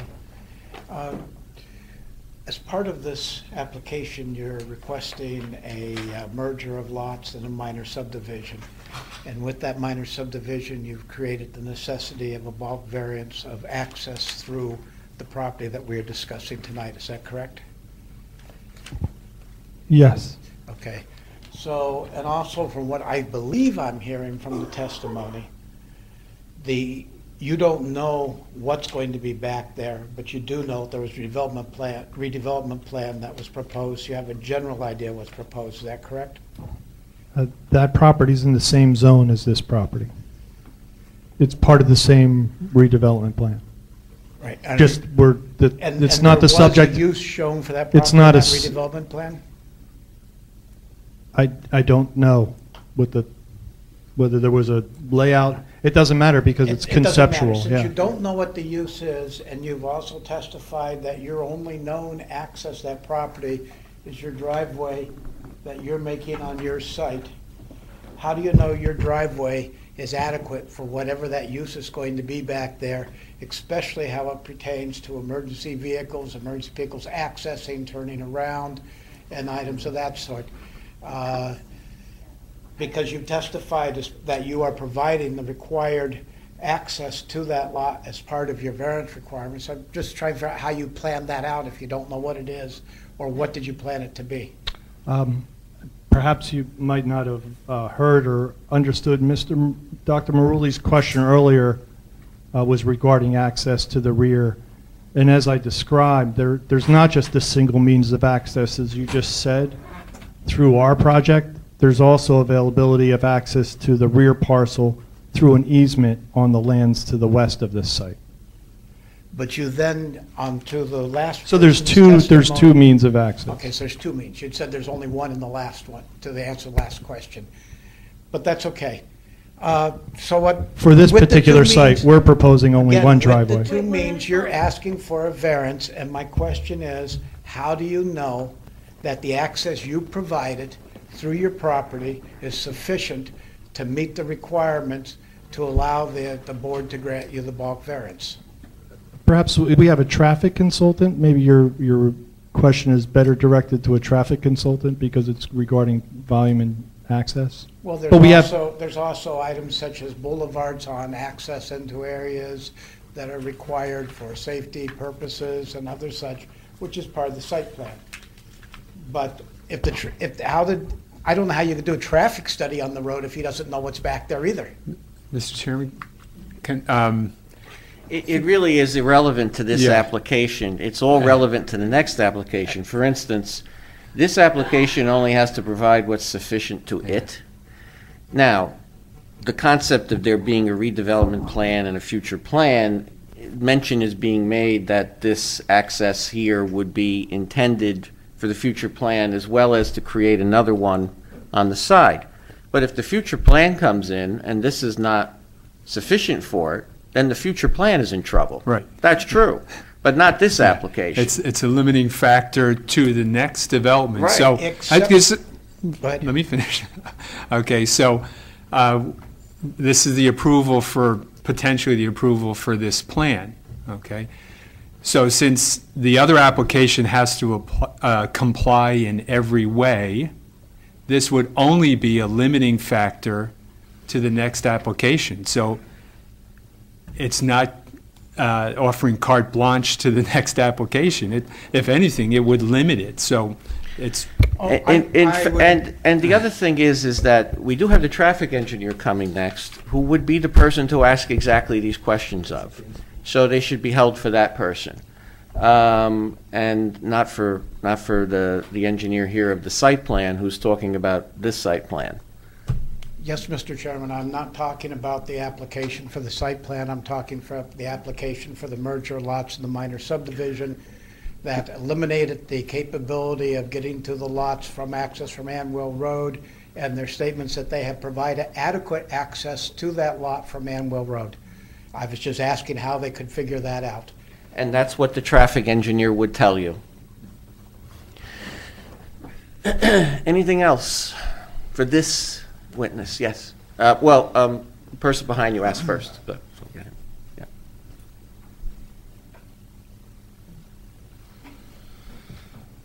Andy Santa Barbara, 49 Claremont Drive, Hillsborough. Who owns the property behind the one that we're looking for now? It would be retained by the owner of the overall 20 acres. We're So just the purchasing. RPM? No. Yes. So is there a I don't wanna- proposed site for RPM to do anything onto that property behind the 17 acres? No. Okay. And then one other question about the generator. You said there's not going to be a generator on site? Correct. What happens with the special needs people without a generator? We discussed that with the applicant, and they don't feel that it's necessary. Okay. Thank you. Now the other gentleman, yes, would you raise your hand too?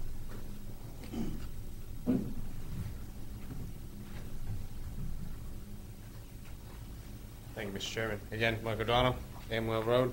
My question pertains more to the stormwater runoff. You talk about underground retaining pools, correct? Correct. And in the end, all of this winds up back on Amwell Road, though, correct? Into the whether or not it's sent off slower or it stays in these basins. In the end, it does all wind up on Amwell Road, or Yes. Okay. On or under? It connects to the storm drainage system within Amwell Road. So the idea is underground. it ends up under underground. Amwell Road. Right. Right. Yeah, it's not dumped out onto the street.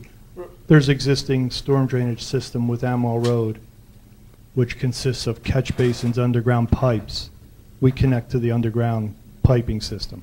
All right. And is that study is being looked into now by a storm management as to the volume of water going into the catch basins, the public storm drains?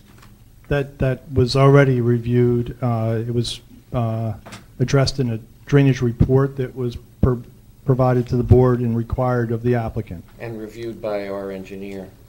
That's part of the review of the application. They have to account for, and by law, they have to account for their stormwater, and that when their development is developed, the stormwater drainage cannot be adversely impacted by their development. It has to be accounted for, and so they propose, and our engineer reviews and reports to us about how they're, the engineering of accounting for the stormwater is. Okay. So this was already accepted, that the volume of water anticipated is an acceptable? Yeah, there's calculations, detailed calculations done in conformance with the township, county standards, the Delaware and Raritan Canal Commission standards, and the Somerset Union Soil Conservation District standards. So it's not only reviewed by your board engineer in the county, we referenced already, it's also reviewed by other agencies. And we would be required to secure those approvals to their satisfaction as well. So it's multiple levels. Okay. So things like the already high water table is taken into consideration at that point with Correct. Township's engineers? Correct. Mr. Chairman, if I might, Yeah, sure. just one comment that I think might help allay some of the concerns of Mr. O'Donnell. There was a comment relative to all the runoff being directed to the inlets in Amwell Road. In fact, there are features in the design which will allow a significant portion of the runoff from the site to infiltrate back into the ground in the form of perforated pipes and stone beds that are underground. So in fact, not all of the runoff from this site is going to make its way to Amwell Road. A significant portion of it is going to naturally seep into the ground. All right. One other comment that may be useful for the board and the public. Those of us that are familiar with the area at Hillsborough, immediately next to the high school athletic fields, you may notice a fairly large drainage feature, a dam. That's a regional stormwater management system that was constructed many years ago to account for development and additional runoff from various properties within that drainage area. And at that time, albeit maybe 20 years ago, the thought process was, rather than specific each site have its own stormwater management system, that this regional basin would be developed to control runoff. So this site actually sits within that drainage area. So theoretically, this property could be developed with just water quality measures, and all the quantity runoff would be handled by that regional storm water management system by the high school. We've taken absolutely no credit for that regional stormwater management system in our calculations. Not only all the water quality that's addressing the treatment of the runoff has been handled on site, but the water quantity has been handled on site as well on this application. And there's another regional detention basin right near the old house on Amwell Road, which the rear portion of this property drains through. The large pond that's by the JK Design is a regional stormwater management basin developed years ago. In fact, this municipal complex, you'll notice, doesn't have any detention basin on it, as it was developed some 20 or more years ago. And at that time, stormwater management was thought to be better handled by regional systems. Since then, it's gone back to more site-specific. So I thought that'd be useful to the board and the public to know that there's actually already regional systems in place, but we're taking no credit or we're taking care of it all on site on our own. Thank you. I do hate to keep harping on the same subject, but living in the very near vicinity, the high water table that is already what it is, just making sure that your runoff is staying, I guess, within its parameters. There's only so far you can allow it to seep. There's just because of the high water table. Like I say, you can see my concern with a basement across the You're street. across the street from this property? I am. Yeah, okay. The property's not proposing any basements. The water quality measures, like we said, I think on the introduction I described an alternative area for the stormwater management system might be between the buildings and the road in that lawn area, which would be closer to your property. We've elected to not place it there, but place it behind the buildings underneath the parking area. So I think that would even better safeguard the issue you're describing. All right. Thank you. Another question regarding, all right, it was brought up the no generators are included in the site plan as of now? Correct. Okay, and it's not thought to be a necessary inclusion in? Correct. Okay. With people with special needs, that's not something, I'm sorry if I'm directing the question in the wrong place, but. I mean, we could come up and address that, because it's come up, I mean.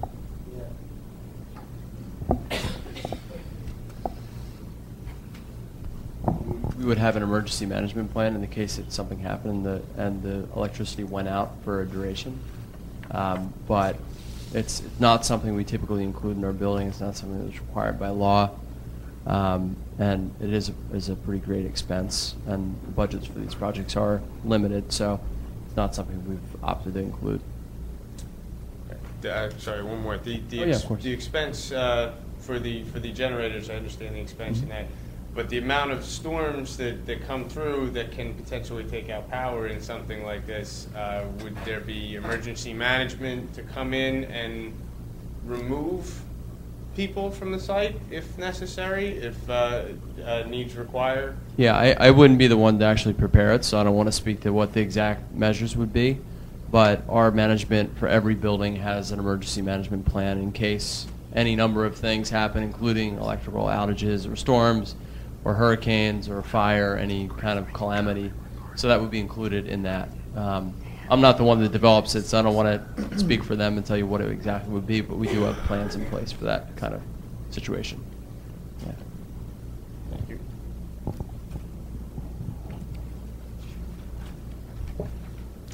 Thank you, sir. Okay. Lucille, you need a break? Okay. That was a desperate please. So how much time do you want, Lucille? 5 minutes. So we'll take a 5-minute recess for our court report.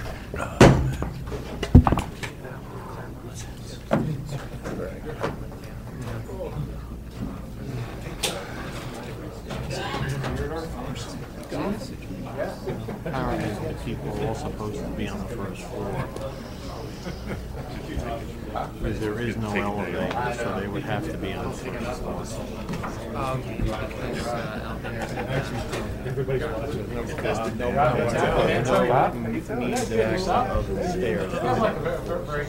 quaint group. They intend to keep Yes, it's kind of cozy. Cozy. Yeah, it's cozy. Dude, I put you down to play golf. Okay. I still don't understand. These things, they break sense out. They just have an attachment and they don't. You're way down at the bottom. Did you look in the upper right hand? Puts it as an attachment.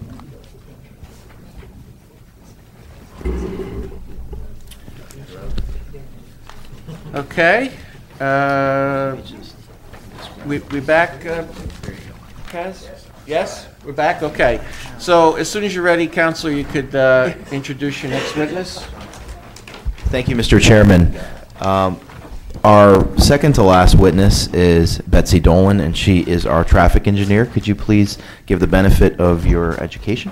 Should get sworn first? And get sworn in, yes. Do you swear to tell the truth, the whole truth, and nothing but the truth, so help you God? I do. Thank you. State your full name, please. Elizabeth Dolan, D-O-L-A-N, with Dolan and Dean Consulting in Martinsville, New Jersey. Thank you. I am a licensed professional engineer registered in New Jersey as well as New York, Pennsylvania, and Delaware. I have a Bachelor of Science degree in Civil Engineering from Rutgers University.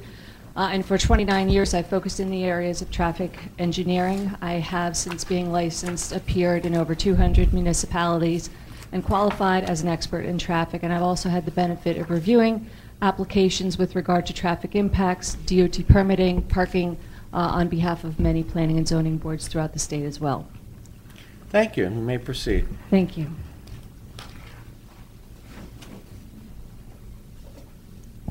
Go? Go ahead. Just, you know what to do. Our office prepared and submitted a traffic impact assessment for this proposed development. The report's dated May 6, 2015, and was referenced in your professionals' reports. The traffic impact assessment has followed traffic engineering standards for the preparation of a analysis of residential impacts on the adjacent roadway system. Residences typically generate maximum activity during weekday mornings as people are leaving for work and school. And then the majority of inbound traffic, of course, happens at the end of the day on a weekday when people are returning. As a result, we perform traffic counts along Amwell Road and at the Pleasant View Road intersection. That's across the street and just a little bit west of our frontage. Those counts were performed on Thursday, April 30th of this year, 2015, from 7 to 9 and from 4 to 6:30. The purpose of the traffic count program is to identify the weekday morning and weekday evening peak hours. That's 1 hour in the morning when we have the highest concentration of traffic, and at this location it occurred from 7 to 8 a.m. And the highest concentration in a 1 hour period in the evening occurred from 4:45 to 5:45 p.m. Once we establish those existing peak hour volumes on the roadway, we then need to estimate driveway volumes for these proposed 52 apartments. We do that using TripGenerate developed through studies of other apartment developments compiled by the Institute of Transportation Engineers. We take the number of units and apply the appropriate rate to develop the inbound and outbound flows that are expected to enter and exit this site during the morning and evening peak hours. The volumes shown on Table 1 of our report show a total of 28 movements into and out of the site during the morning peak hour and 34 during the evening peak hour. And I'm often asked, well, if there's 52 units and there's 2 cars per unit, why aren't there 100 cars leaving at once or 100 returning at once in the evening? And that's because not everyone leaves or arrives in a 1 hour period. They may begin leaving for work at 6 o'clock in the morning. Some people may not work or work part-time and don't leave until after 8 o'clock. So it's a gradual inbound and outbound, but this highest concentration of 28 to 34 vehicles is what our historic trip generation studies tell us we can expect at 52 units proposed on Amwell Road. The projected traffic volumes are routed to our proposed access, which has been called an access and a driveway, but I should mention that it's actually been designed as a roadway with a 50-foot right-of-way and a 24-foot cartway to accommodate two-way flow. So it has been designed as a street, a residential street. It's unnamed at this point, but we have assumed for the purposes of our assessment that this one access would accommodate all the movements into and out of the 52-unit development. And I would also say that there's been no credit in our calculations for what you've heard other witnesses describe as special needs apartments. There may be some residents that don't have vehicles. Then on the other hand, there may be other vehicles transporting those residents. So certainly it wouldn't be appropriate to take any type of credit for that. When we combine the anticipated driveway volumes with the actual street volumes, we perform what's called a level of service analysis to determine how well our driveway will function. The level of service analysis is a traffic engineer's way of assessing an intersection, and it's just like grades at school, A through F. Our driveway movements will operate at A through D, which are considered acceptable. I know Ds are not acceptable in school, but they most certainly are for an unsignalized driveway intersection such as what we're proposing. I would also point out that the levels of service and the traffic volumes that we're looking at are comparable to what we recorded at Pleasant View Road. So if there's a concern that we're looking at 30, 35 vehicles entering and exiting, and they may not be able to do so during the evening peak hour, I would say that what we found entering and exiting Pleasant View Road is higher than the volumes projected at our intersection. So certainly if they're working at other locations, we would have lower volume at our driveway, and we're finding acceptable levels of service. We also, as Mike Ford pointed out, have preliminary comments from the county. They have no issue with the level of service calculation or the volume projections. They did ask for an enhanced radius on the intersection to move vehicles into the property a little bit easier from Amwell Road. And so that's the summary of the traffic impact assessment. Thank you. David? I have no questions, Mr. Chairman. Yes, Mr. Chairman, just a couple. Perhaps some of these questions may be better geared towards Mr. Ford. I'll let you make the call on it. There was previously discussion relative to parking, and it's been testified, and I agree that the proposed parking meets and actually exceeds the ordinance requirements. Yes. As we mentioned in our report, there isn't any specific requirements relative to the special needs type housing. Could you perhaps address that and just provide testimony as to whether or not you believe the proposed parking meets the RSIS requirements? Certainly. RSIS would generally require about 104 spaces for 52 units, and we've proposed 100.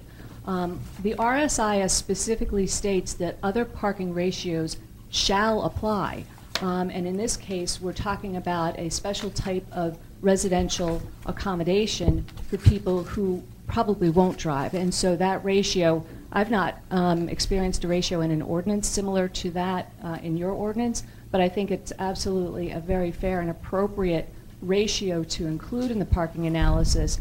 But what I would say is that similar to our trip generation projections, the proposal for 100 spaces is pretty much spot on the RSIS requirement for conventional apartment dwellings. Ms. Dolan, for the purpose of the record, it is my understanding your client is intending 54 units, not 52, which would then normally, based on your testimony, be 108 versus 100. You may want to... Yes, and I just flipped real quick. My report does reflect 54, but you are correct. It would be 108 spaces for 54 units. Thank you. Could you discuss how bus pickups and drop-offs will be effectuated at the site, both for school children, and I believe there was testimony relative to the special needs residents as well? Certainly. I would think that the bus accommodations for the school children would be comparable to the bus pickup and drop-off that occurs on Amwell Road. We would have one intersection location where that could occur for all children within these 54 apartments. Perhaps an accommodation such as an enhanced sidewalk area by the corner could be provided just to provide a holding area as the parents and children wait. And certainly that would be something that would have to be worked out with the school board, I believe, to accommodate this specific bus stop. And as related to any pickup drop-off for the residences, that would be done in vans, which would be accommodated within the parking supply in a conventional or handicap parking space that's proposed immediately adjacent to the building. Okay, just note that I have no objection to the widened sidewalk. I leave it to the discretion of the board as to what types of improvements they would prefer to see. I have no objection to the widened sidewalk. Okay. And lastly, perhaps this may have been better for addressed to Mr. Ford.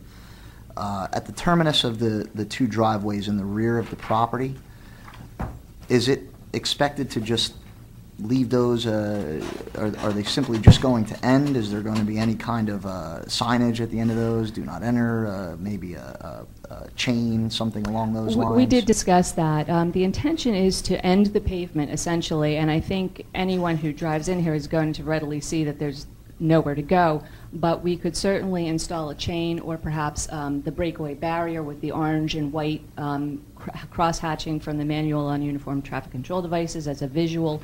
It's a very short run. It's about 1 car length, maybe 1.5 car lengths. So visually, I certainly think that the drivers are going to understand there's nowhere to go, but the temporary installation of a dead end and maybe a barricade would be appropriate. Thank you. That's all the questions I had. The middle driveway or street, you stated that it meets standards for a residential street? Yes. Okay, so 24 feet And wide? 24 feet, and that would not allow any parking on the And street. no parking? Correct. Okay. Board members? No questions. Yes, Chairman, I had a question. Approximately from your proposed driveway down to, what is it, the Pleasant View Road, how far is that? It's about 200 feet, center line to center line, and what RSIS requires. Okay. And Amwell Road, in that section, here's where I'm kind of going with it.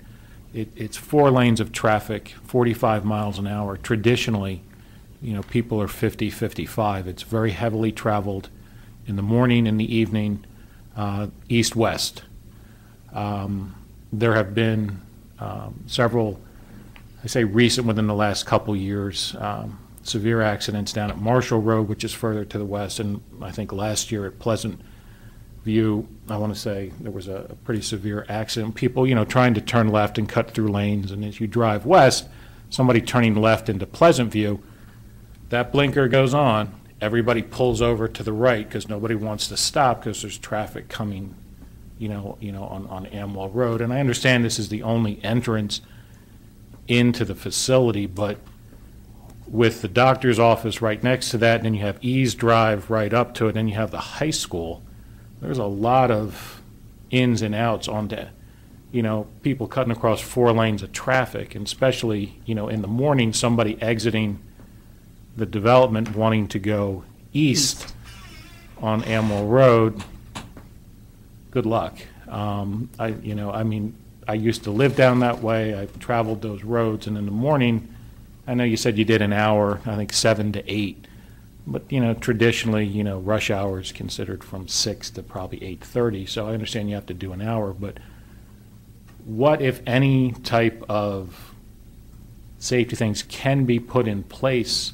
I know it's not going to be huge amounts of traffic, but what is the traffic count on Amwell Road between the hours that you did your study? There's a couple of questions in there, but let me start Sure, with the thank numbers you. first.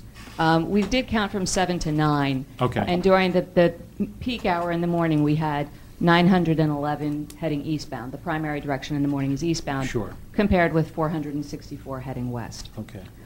One of the features that has been designed into this plan is what we call a long throat length. Between Amwell Road and that first intersection on site, we can comfortably accommodate several vehicles. We would never expect that to be filled with vehicles waiting to leave, but it certainly is a nice and comfortable design because there's no interference with people leaving the site and somebody wanting to come in and enter either of those parking aisles. So that's, I think, a very good design for this new intersection. And the fact that there is only one access and it's well spaced between the existing driveway to the east and Pleasant View to the west. We also have to make sure, and it is on the plan and it's in the comments from the county, that we maintain our sight triangles so that vehicles can see oncoming vehicles on Amwell Road. And so all of those things are taken into account in the design. And as I said, in this particular case, we've got that queuing or stacking area on our site, so people should feel a little bit more comfortable. They're not in anyone's way who's coming in. And as to, of course, the speeding and the maneuvers and the inattentive driving, we're facing that everywhere. But this is a solid design, and it follows the criteria of residential site improvement standards and of the county. And I think in many cases there's There's a great interest in having multiple access points. I like it that there's one, as I said, well-spaced access in between two existing locations on either side of us.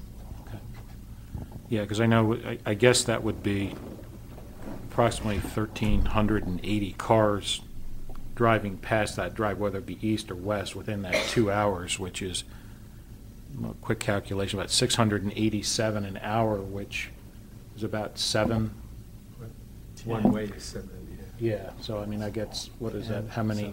So it's 11. It's very heavily It's traveled. And it's 4 lanes, and so Yes. and again, the heavier movement is, West, in this coming case, east in the morning and we're west. projecting 18 left turns in a 1-hour period.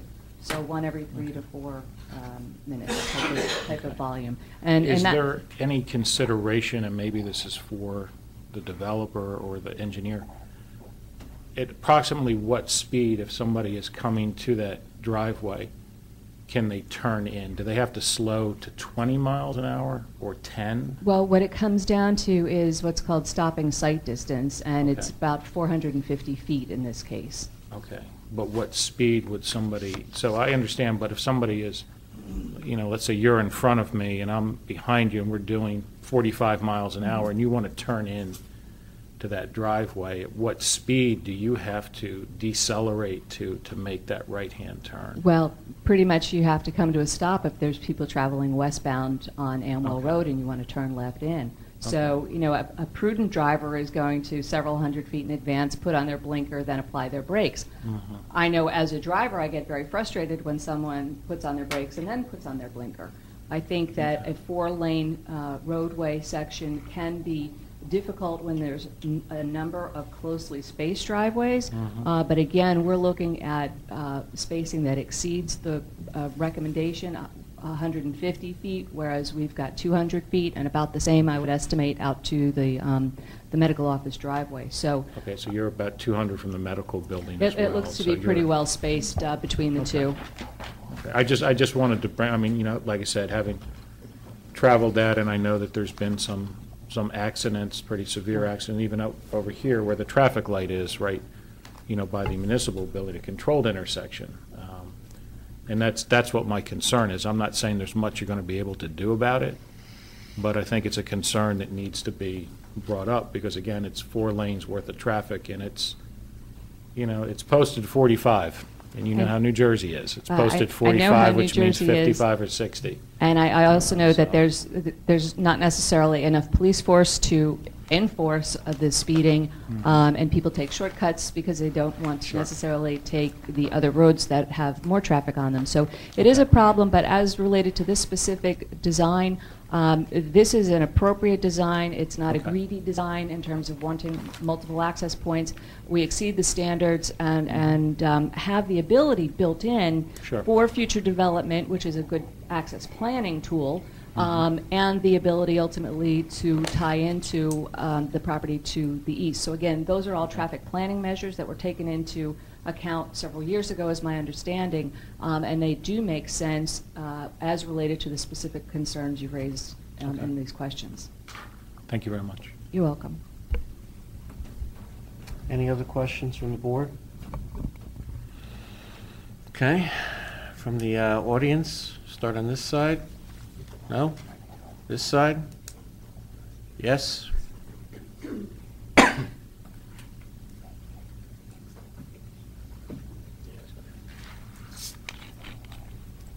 Bill Trethway, Millstone River Road, here in Hillsborough. It's previously been testified that the back lot is the same zoning.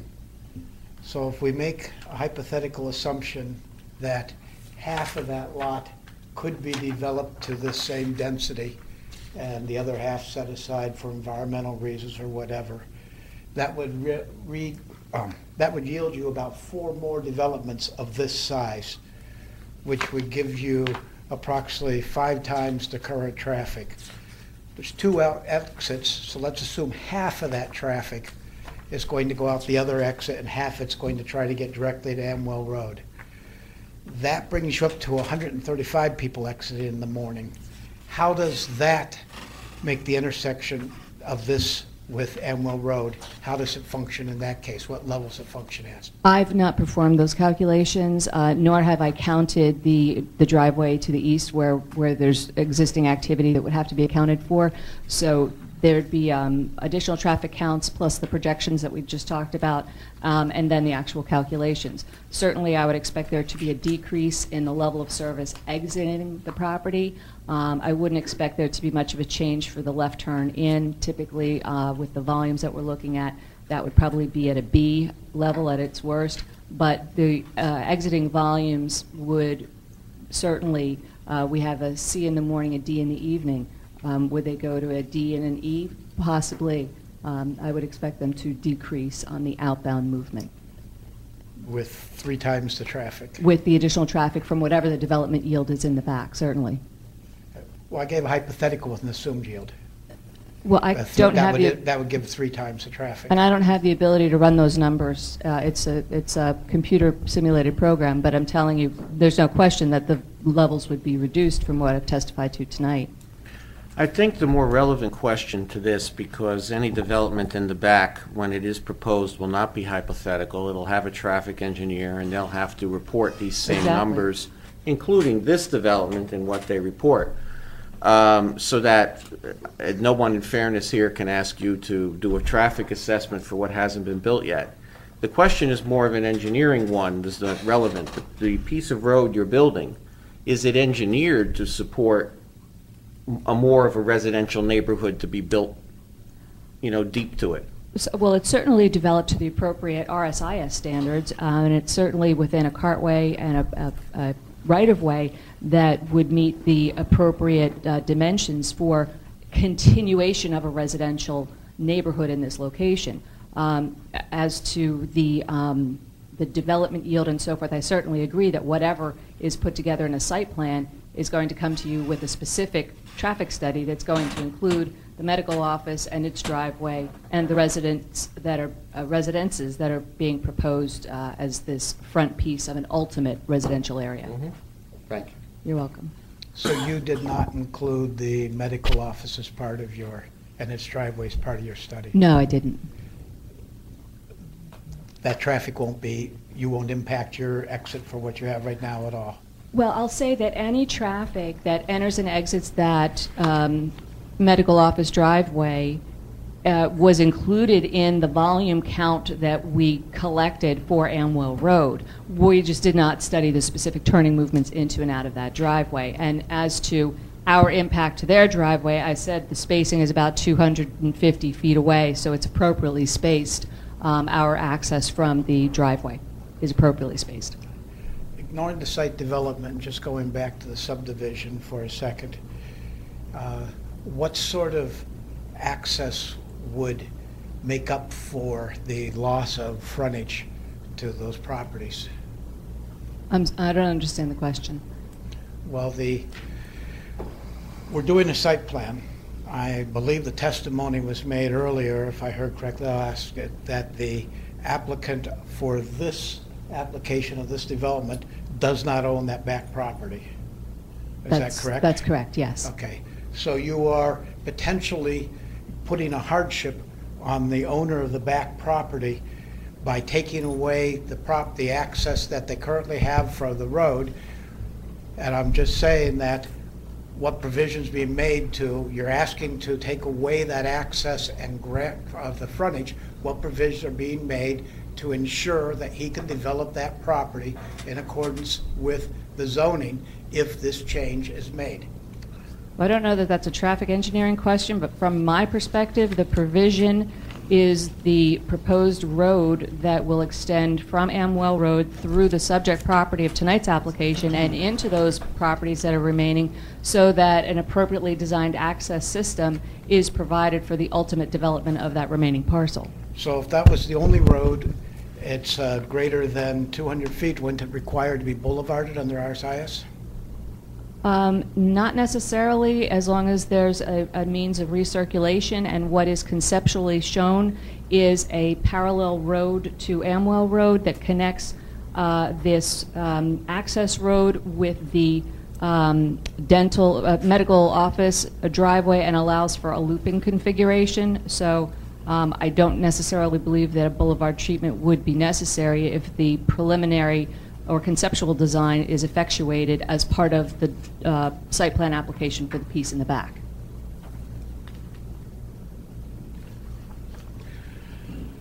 Could I make a clarification? Sure. So Let me just get you. Sure. Just one clarification to make, and I understand you're introducing hypotheticals, but based on the zoning that I understand to be approved for the back piece, it wouldn't permit under that zoning greater than 75 units. According to the testimony of your engineer, the zoning of that unit is identical to the former unit. No, well, it's in the same zone, but the zoning is not identical. So in other words, based on my understanding of the currently approved zoning, you couldn't replicate this 4 times as you hypothesized. So there wouldn't be that hypothetical scenario. It would be 75 units at a maximum based on the current Your zoning. planner's going to testify later? Yeah, he'll testify And to he'll that. be able to testify to that? Yes. I'll talk to them. Thank you, Mr. Chairman. We have no further questions. Good. Thank you. We call your next witness. Peter Vandenkoy, our professional planner.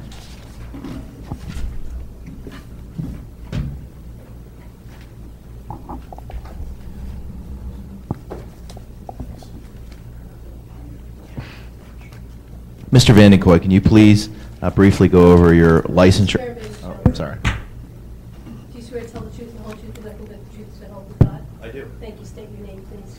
Peter Vandenkoy with Matrix New World Engineering.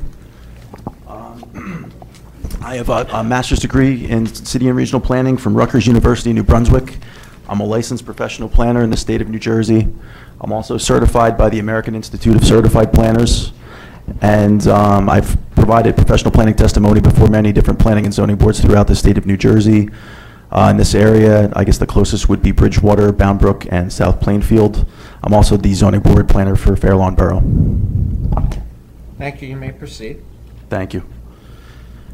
In preparation for this hearing, I reviewed the site plan set, the zoning ordinance, the master plan, including the 2010 housing plan element and fair share plan element of the overall municipal master plan. And I visited the site, and I'd like to present the findings of my analysis. Certainly. Some of the key findings are that, of course, this development is actually included in essentially a very similar form in the 2010 housing plan element and fair share plan. It's also been designed in accordance with the redevelopment plan, and it's an inherently beneficial use due to the presence of the proposed affordable housing units as well as the special needs units. There is one variance associated with the application where, pursuant to section 188-58B of the Hillsborough Development Regulations Ordinance, each lot must front upon an approved public street. As proposed lot 101.02 does not have frontage on a public street, a C variance is required.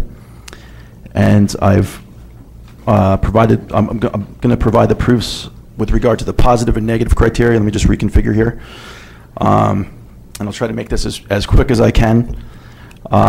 With regard to the positive criteria, the proposed project promotes purposes of the municipal land use law, including purpose A, C, E, G, and I. Purpose A pertains to the project promoting the general welfare. Purpose C pertains to the development providing adequate light, air, and open space. Purpose E pertains to the development promoting the establishment of appropriate population densities that will contribute to the well-being of persons and communities.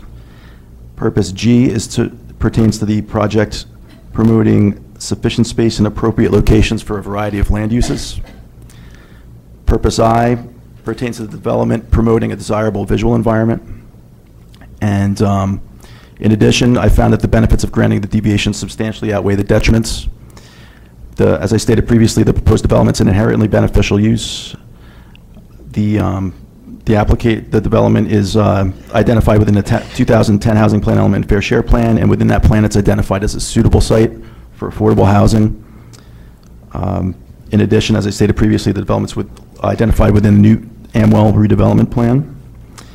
With regard to the negative criteria, the proposed development would not cause a substantial detriment to the public good. For the same reasons I stated previously regarding the positive criteria, and especially with regard to it being an inherently beneficial use. The proposed project will not substantially impair the intent and purpose of the zone plan and zoning ordinance. The uses are permitted principal uses in accordance with the redevelopment plan. The development is proposed at an appropriate location and is compatible with the surrounding land uses. And finally, as the proposed development is in accordance with all of the bulk standards set forth within the redevelopment plan, except for the C variance relief that I had referenced previously for lot frontage, the development minimally deviates from the bulk standards and does not substantially impair the intent and purpose of the zone plan and zoning ordinance. And in conclusion, it's my professional opinion that the proposed project satisfies all of the required proofs for the granting of the requested C variance for lot frontage. That's all I have. Thank you. Mr. Chairman, can I ask for a couple of minute recess to talk to counsel for the applicant prior to it going further? Sure. Thank you. Chairman. Thank you, Mr. Ogrodnik. Okay, we're back on, Cass? Yes? Okay. David, go ahead. No comments. No comments? questions. No questions? Okay. Any questions? Yes, Brian? just one, Mr. Chairman. There's been some questions and discussion relative to the future development of the rear parcel. Would you be able to provide some testimony as to how this site and perhaps that portion of the site is zoned specifically with respect to the New Amwell redevelopment plan, and what restrictions are contained within that document that could perhaps provide a guideline for development of the rear tract? Sure. As you stated, both the front portion and also the balance of the property to the rear are zoned within the New Amwell redevelopment plan. The plan contains detailed bulk density standards as a typical zoning ordinance would, and in fact it gets even more detailed because it is a redevelopment plan. The permitted uses to the rear of the property, which is not the subject of this application, include single-family homes and townhomes. The densities are significantly lower. For instance, the single-family portion of the tract is a maximum of 6.5 acres, and the density is a maximum of 7 dwelling units per acre. And without a calculator in front of me, I can't give you a precise figure, but it's 6 times 7 is on the order of 42 units would be the maximum number of single-family homes.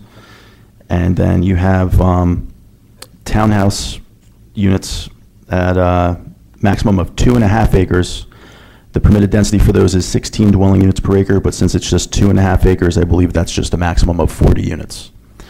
So it's there's significant limitations and significantly less intensity given the much larger size of that property. There would actually be much less development per unit area on the property. Thank you. Mr. Chairman? Yes. You're familiar with you just testified, you're familiar with the plan, are you not? I am. The plan calls for a maximum of 75 units on the remaining site, is it not? That's correct. Thank you. So, again, while this particular applicant isn't responsible for what's back there, there already exists a redevelopment plan that has all of this in mind in a general sense. The redevelopment plan, which this board approved, heard the hearings, had the study approved, as did the township, calls for a maximum number of units on the entire site at 129. 54 by this site, 75 on the other. Right. So that's already been determined, but the entire plan is not the responsibility of this applicant. Only they're part of the plan. That's correct. So the entire thing has to do with the redevelopment plan. They're responsible for engineering and carrying out their part of it, and then when another part of it comes, they gotta have to justify their engineering and their traffic and everything else. I think the only reason we've all been commenting about it is because the public has raised the issue related to items as it relates to this site. Mm-hmm. Right. Okay. Any question? No? From the board? From the public on this side? On this side? Of course.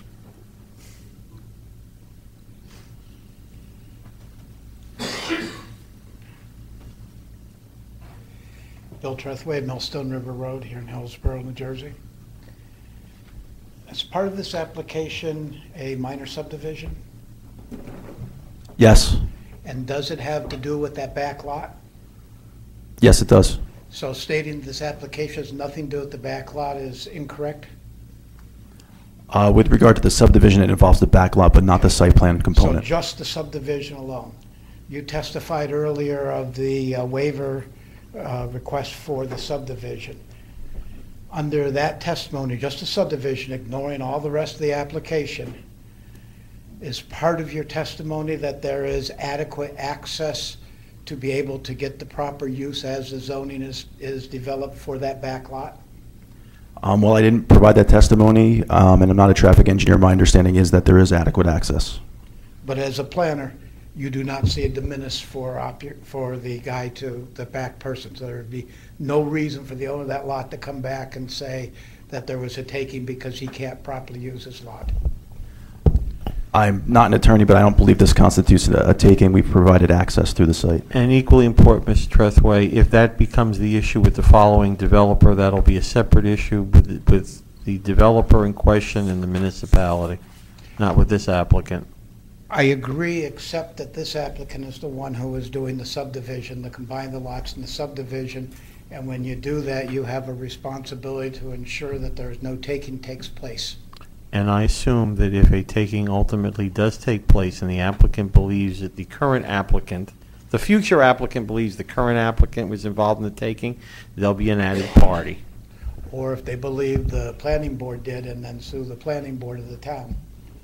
I can't stop anybody from suing anybody. That's right, but that doesn't mean they'll win, and that doesn't mean that that makes any sense as a claim, which it doesn't.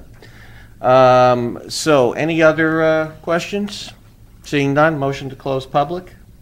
So moved. Second? Second. All in favor, say aye. Aye. Aye. So, I'm probably going to have, yes, go ahead. Mr. Chairman, unless Mr. Ogrodnik has any other witnesses, I would like to ask the applicant to come back. Why? For a question. Oh, you mean? For the purposes related to the resolution. Oh, okay, motion- yeah, okay, for your legal purpose. Go ahead. Okay. You can, it's safe. The chair is not wired that I'm aware of.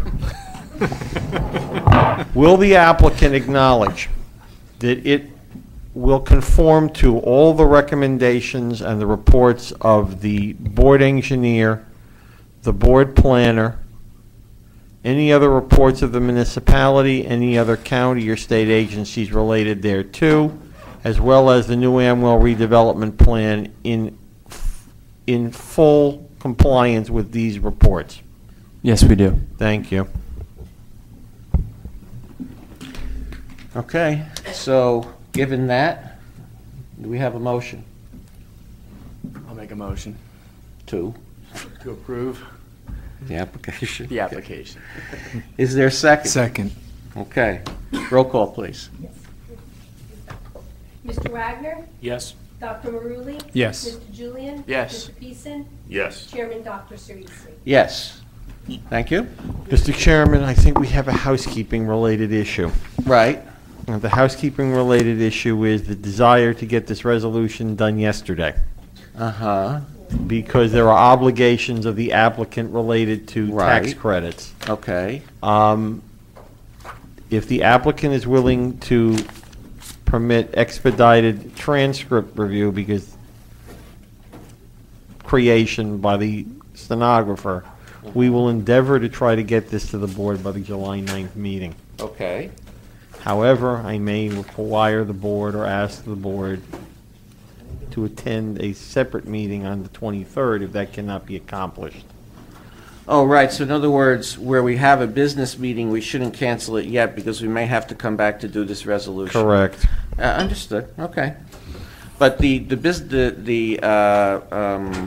right now, we also have a housekeeping that we have to cancel the July 2nd That's fine. meeting. That because if you recall, the desire was whether or not we were going to need one Right. for this application. I'm now just putting the board on notice, at least the Right. 5 members who are, at least 2 of you who will be here, in order to, For actually July 5 of 23rd. you for a possible July 23rd meeting, if nothing more than to approve this resolution. Absolutely. So coming up, we certainly have a July 9th meeting with a full With it. agenda, so if the resolution's ready, then we're here for other things.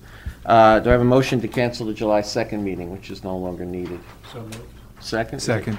All in favor, say aye. Aye. Any opposed? So July 2 is canceled. We'll be back on July 9 with a full agenda and hopefully with the resolution. We'll see about the resolution. We'll let the board know accordingly. Okay. Motion Thank to you, Mr. adjourn? So moved. Second. All in favor, say aye. Aye. We are adjourned. Bill,